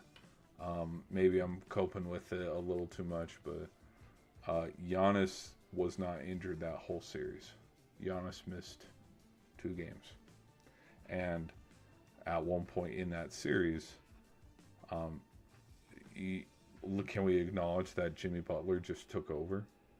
And can we also acknowledge the fact that there was the game where the Bucks could have tied the series, but they didn't, which helped the Heat take the 3-1 lead? Can we acknowledge those games?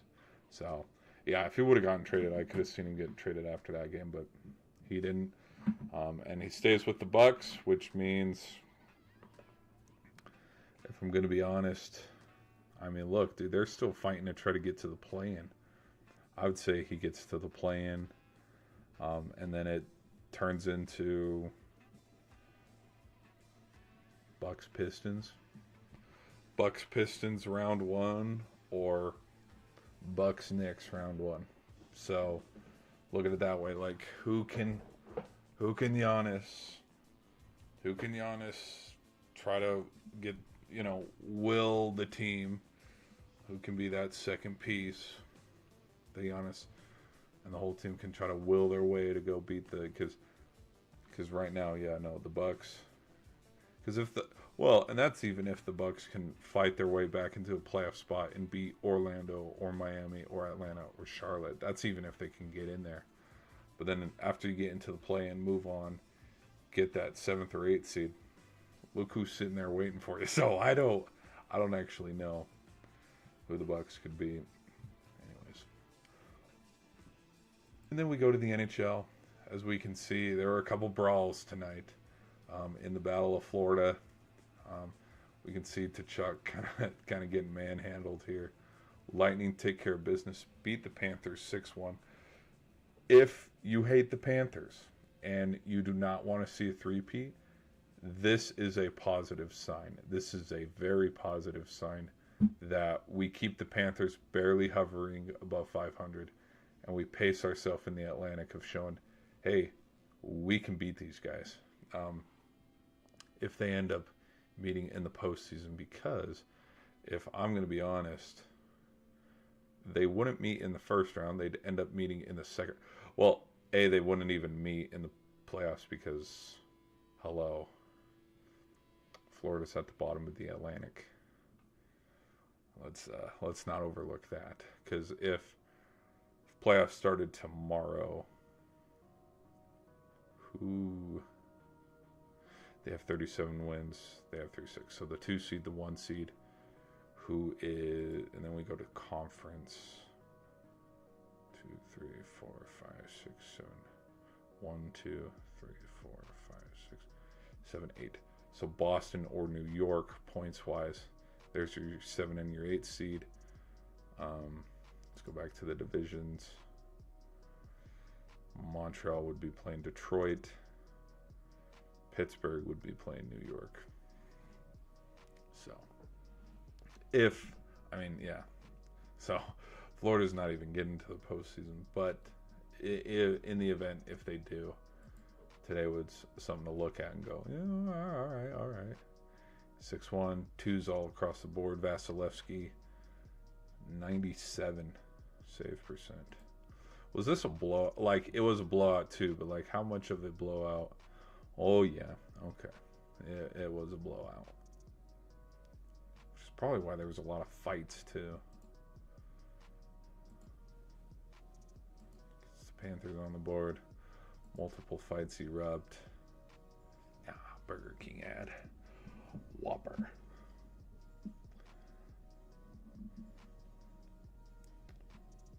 $37.29.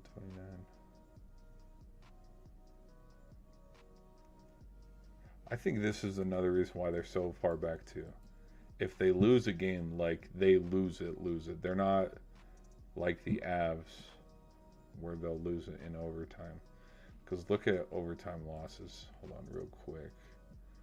We'll save that for later. Look at this. Let me show you overtime losses real quick.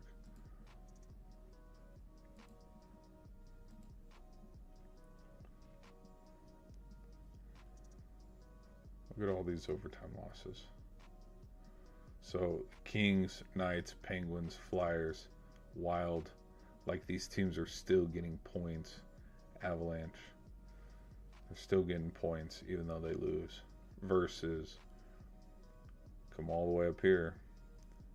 See how Jersey, Florida, and the Ducks, see how the points kind of correlate to, yeah, when you go home empty-handed, kind of hurts your playoff chances.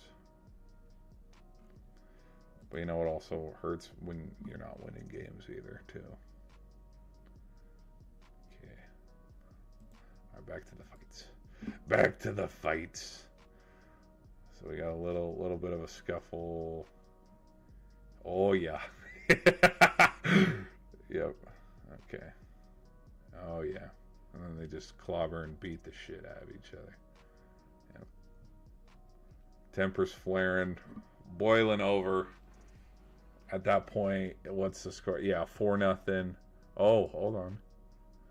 We got a little dance here into the boards here. Forsling getting involved. Oh yeah. Holy, y'all see that right hook? That was a good check there. Right. Watch here.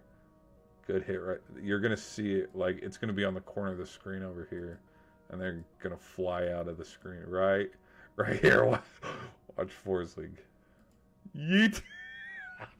That's funny. That's freaking funny. Oh my gosh. What the? Oh! Yep.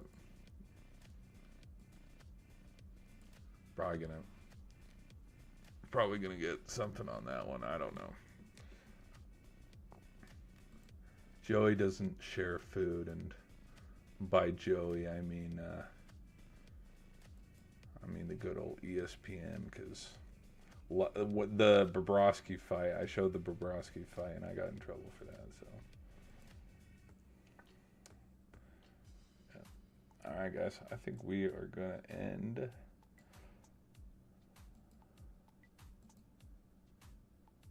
stream here.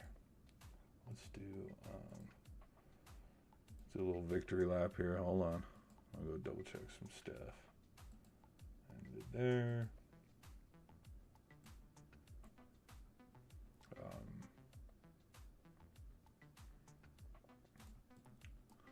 Let's go double check. Okay, we're good there.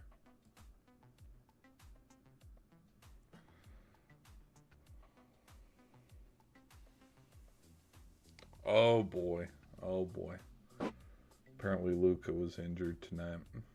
Doing my final laps around with the sports world tonight. Because the big talking point tonight the most was the NFL honors, because the Super Bowl's coming up. Which, you want to know what I want to do? Let me show you something. This is giving me an idea. I want to do... I seriously want to do this. I want to do a... Whoa, is this all of them? Holy shit, this looks like all of them. Yeah, we got Kendrick, Tom Petty, JT, Fitty, Rihanna, Prince, Gaga. Yeah, we got everybody, bro. I'm curious. I want to do... Because I've been seeing these a lot. And I've been seeing these pop up on my feed where it's like, these are the top 10 Super Bowl performances. These are the best of the best. And it's like, yes, Prince at number 1, that makes sense. How the hell is Michael Jackson at 4? So I've seen some where Michael Jackson is down here at 6. And it's like, did we forget how good Michael Jackson... I guess we forgot how good Michael Jackson was. I guess we have forgotten why he's called the King of Pop. I might be crazy. Like, here, wait, is this? Oh, this is the last 10 Super Bowl halftimes. Right. Like, for example, Rihanna's was better than Usher's. Again, that's my own personal opinion. JT, I did like Timberlake's. I did like Gaga's as well. And if I'm gonna be real, boom, boom, out of these 10, Maroon 5 should be where Katy Perry's is, because not a lot of people like that halftime show. But like, dude, Coldplay had a kick-ass show. He also brought out Beyonce and Bruno Mars too, so it's like, dude, 50's getting slept on. Gaga did good. But anyways, I didn't make that list. That list is not mine. But parts of me wanted, because it'd be a little bit more entertaining, and there'd be a little bit more of a chance to like show some bias for halftime performances. Because like, out of Usher, like, let's go the last 2. Out of Usher and Kendrick, whose did I like more? Kendrick's, because I like Kendrick's music a lot more than I like Usher's. But like, because there's more of a fighting chance to like kind of mix up the list a little bit with halftime shows. Because the second you get to the national anthem, nobody beats this one. Hold on. And y'all know exactly who I'm going to talk about. Yeah. No one beats Whitney Houston. Come on. Like, yeah. Which I think, I could be wrong, I think this Super Bowl was also the Super Bowl Michael Jackson performed at halftime too. So it's like, talk about freaking stacked game. And not only that, is I think this was also this was the Scott Norwood Super Bowl too. So you have Whitney Houston singing the national anthem, Michael Jackson doing the halftime, and then the Bills losing one to the Giants. Like, Super Bowl of all time, Super Bowl. Yikes. Oh, this one hurts to look at. Bills fans, look away. Bills fans, freaking look away. What, I'm curious. What, which number was this?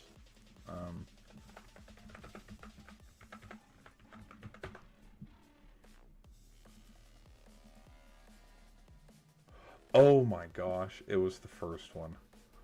Oh my gosh. That sucks. Oh my. Okay. I didn't even realize this. I'm learning this right now. I was today years old. That was the first one. Cuz I knew they lost to the Cowboys back to back.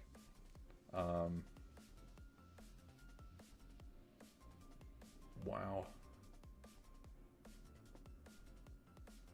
That they lost to Washington. They lost to freaking Washington. You know what's funny too? So we got Thomas here running back, which can you compare him to Cook? I would think history-wise Thomas would be better because he's been to a couple Super Bowls.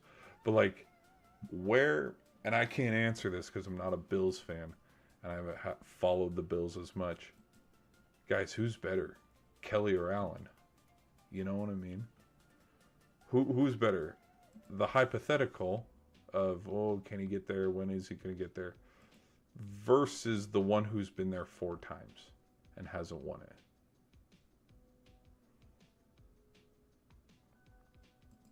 Yes, this article. I remember this article's been like when you look at the lore and the history of the game. This is one of those. This is one of those photos that people talk about because, yeah, they just could not freaking get it done. And because the only other team I think that has been to, I think the Vikings went to 2 or 3 straight and lost all of them. Let's do Super Bowl losing streaks.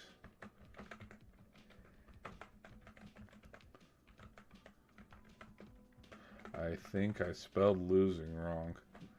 Hold on. Yep, see, I always no. Where is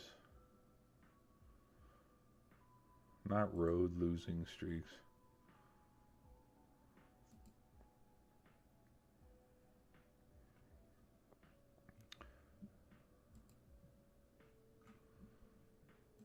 Consecutive.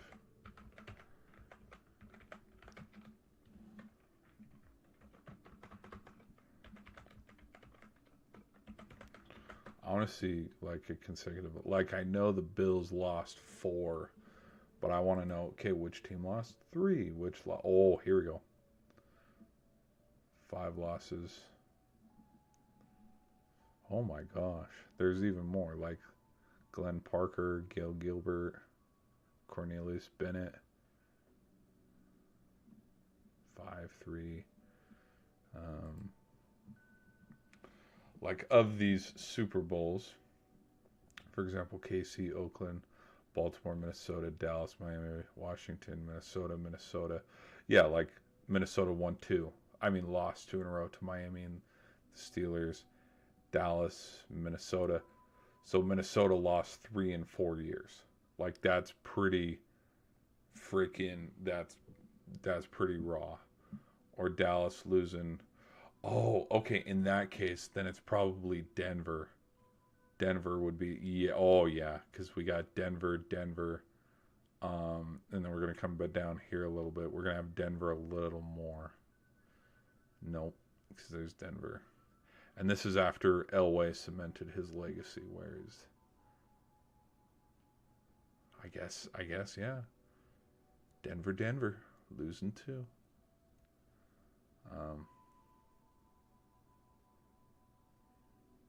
Yeah. Oof.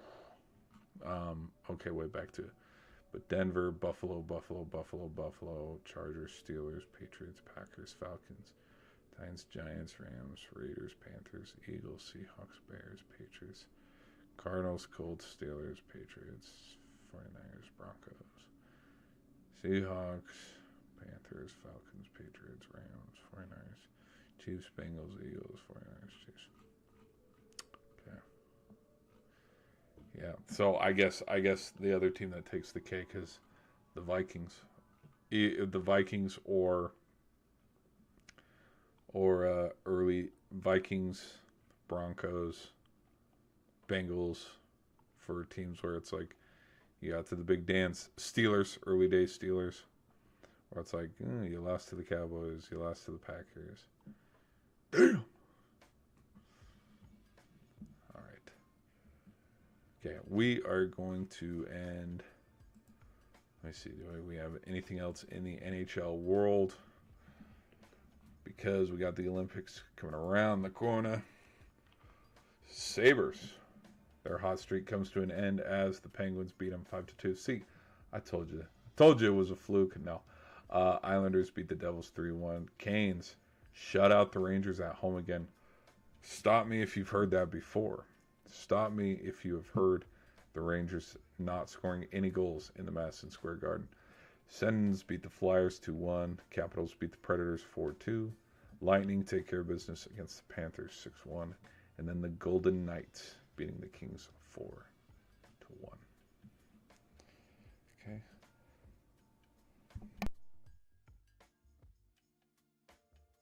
Excuse me. Sorry, I had to sneeze. That looks like we'll that looks like all of it. Yeah, let me go over here. Let's double check some stuff real quick.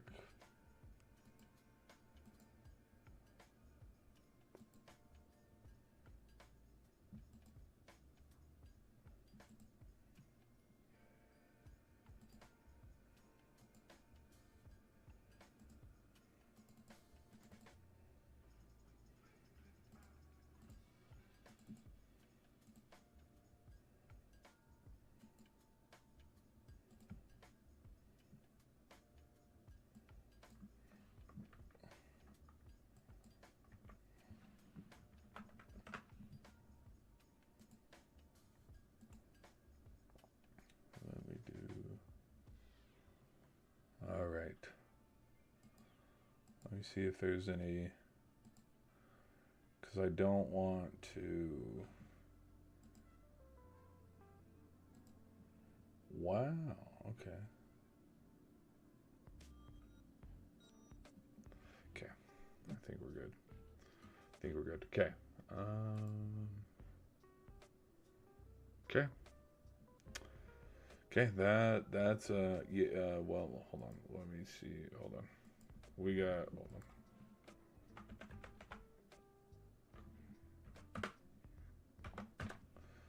We might be doing. Okay, so it starts with, that's a cool little feature. Y'all see that little sparks flying. So we start with figure skating. Oh my gosh, where do the cool sports start? No, I'm interested in seeing the snowboarding, half pipe, the slalom. Like, come on, is this Lindsey Vonn? Because I think Lindsey Vonn's good to go. I don't know. Some happened in the prelims, I think. Because there was a prelims game. There were a couple prelim games today. But I think it was women's hockey. Because the men are still playing in the National League. Because today was last day before the games. Y'all see how broken and freaking beaten down my headphones are. Kind of excited for this event. The slalom, the downhill. What else? I did talk about hockey. Oh, the bobsled, the skeleton. The skeleton's gonna be excited for that. Dude, what the hell are you doing here? You're not the Olympics. That's funny. Oh, even two. We got two. We have another Patriots sighting. So And then yeah, half pipe. And then there's the newer one, the freestyle. I can't remember Pyeongchang Winter Olympics youngest medalist. Not Chloe Kim. No, this dude.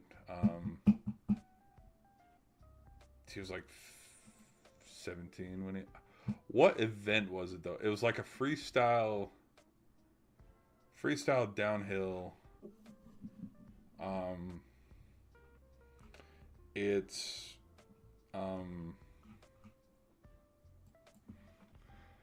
X Games freestyle snowboarding. I don't know what it's this. I don't know what the event. It's where there's ramps and jumps. You take your own route. You do your own. Because we half pipe. We know the half pipe. But this isn't a good image. Cool image, but not what I'm looking for. No, this speed racing's pretty fun. Where also is this an Olympic sport yet? Are we making snowmobile an Olympic sport? Part of me thinks it should be, because is that not a sport in its own way? It's kind of a little bit of this. This doesn't have a name to it, but you pick your own route. You go your own path. What is this stupid event called? For the life of me, I cannot think of what it's called.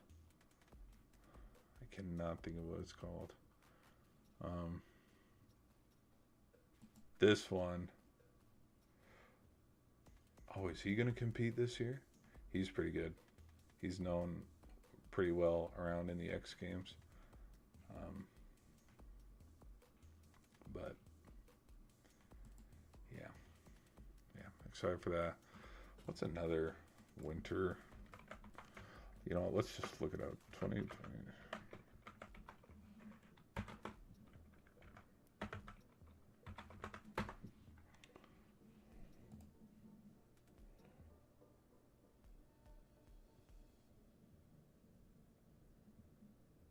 The luge. This one's the luge, right? Speed skating. A little excited for speed skating.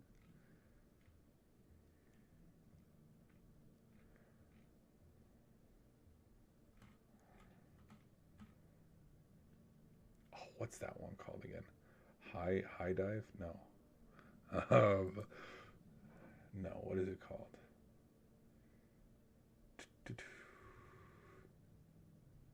Freestyle's fun too. What? Is it called the Salto? No. Well, that's probably what it's called in Italian. Is it the luge? Is it called luge? Hold on.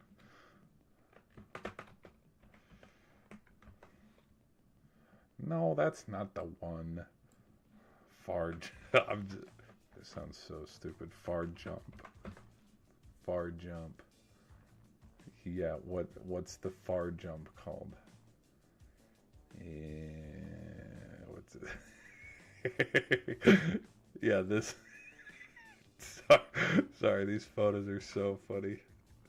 They look. It's not supposed to be funny. Like it's not funny, but like, just yeah. What is this stupid? It's not stupid, but I'm stupid for not remembering. What is this event called? Ski jump? It's not ski jumping though. What the hell is this event called? Oh my gosh. What is it called? The Olympics. Hello? Do I not? What is it freaking... Oh my gosh. Oh well. I guess I don't know what it's called. The high jump, not the high jump.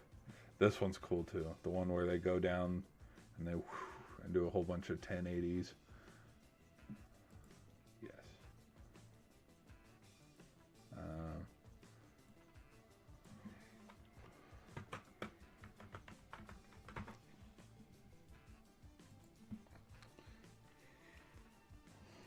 All sports. Here we go.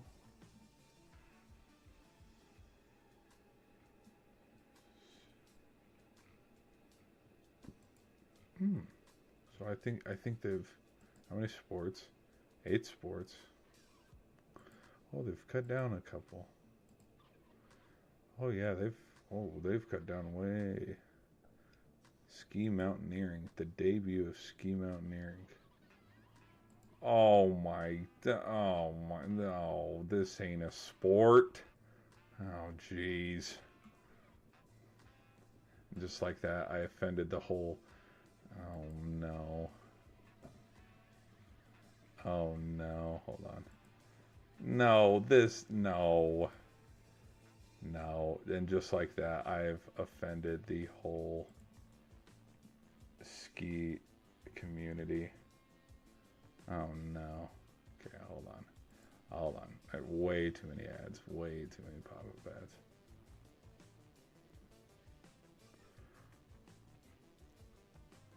Okay.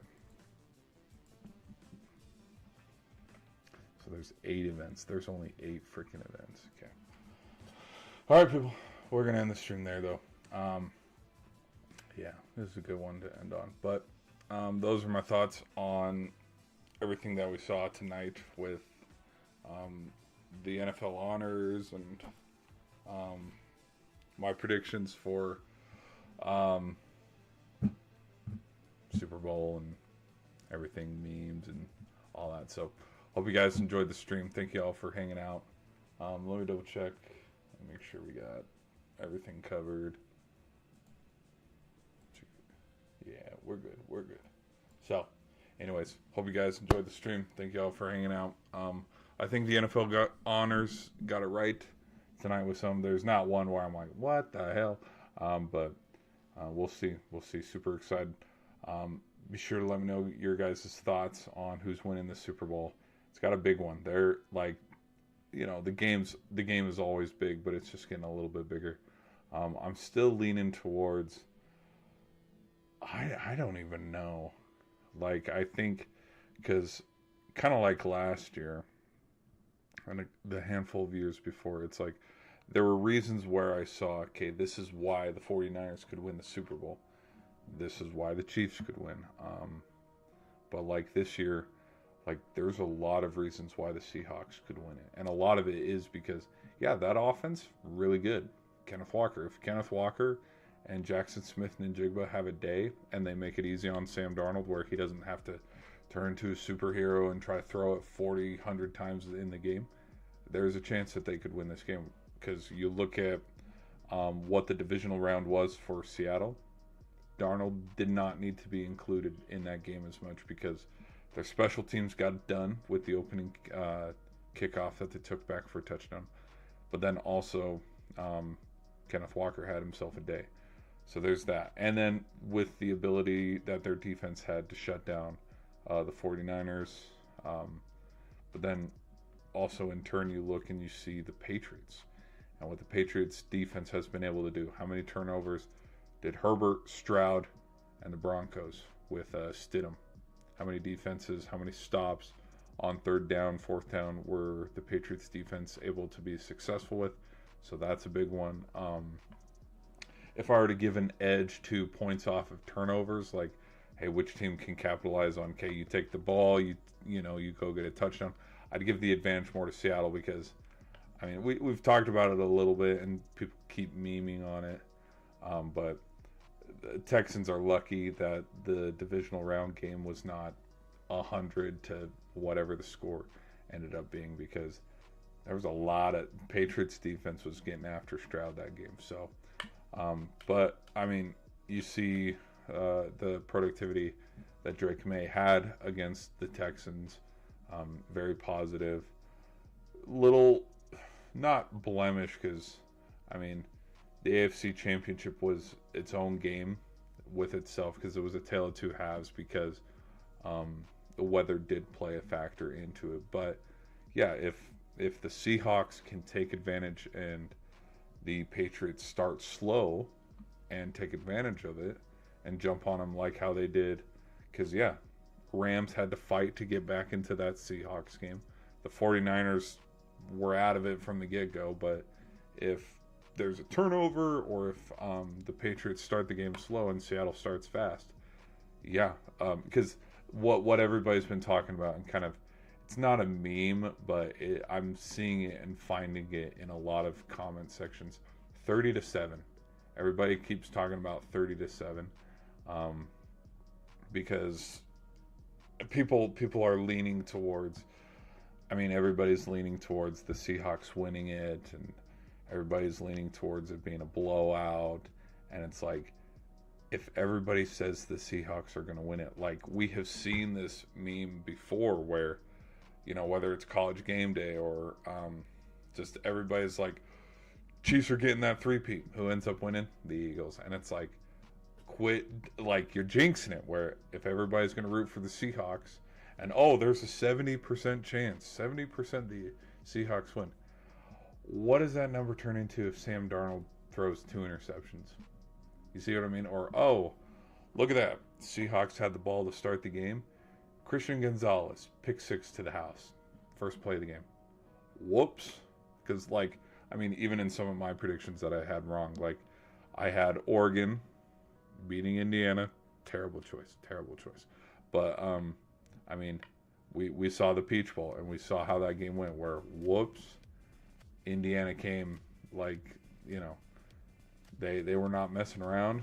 They came to win, and freaking look how many turnovers there were. Look how many points the Ducks gave up there in the first half, and it was a blowout. So, yeah, everybody's talking about 30-7 because, you know, the Seahawks can score points and the Patriots offense can't score points. And I just think it's a clean game, clean slate, brand new game where I think both offenses are going to be pretty productive. And I think, more or less, I think it's going to be the defense that struggles in this game, which is, I sound stupid for saying that, but I really don't.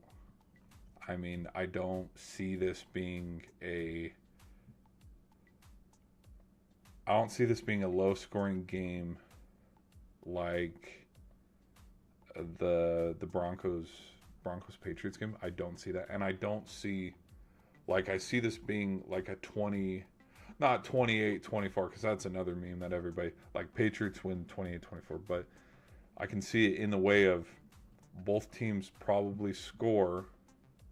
I can see 1 defensive touchdowns, 2 offensive touchdowns, or like 3 or 4 touchdowns for each team, because I feel like Kupp's going to get 1. Kenneth Walker's probably going to get 1. I could see Seattle's defense getting 1, because I can see both teams, both Darnold and May, I can see them both having a turnover, and I can see both defenses, because of how good both defenses are, I can see both defenses having a defensive touchdown. But then it's like, okay, does Travion Henderson break off one?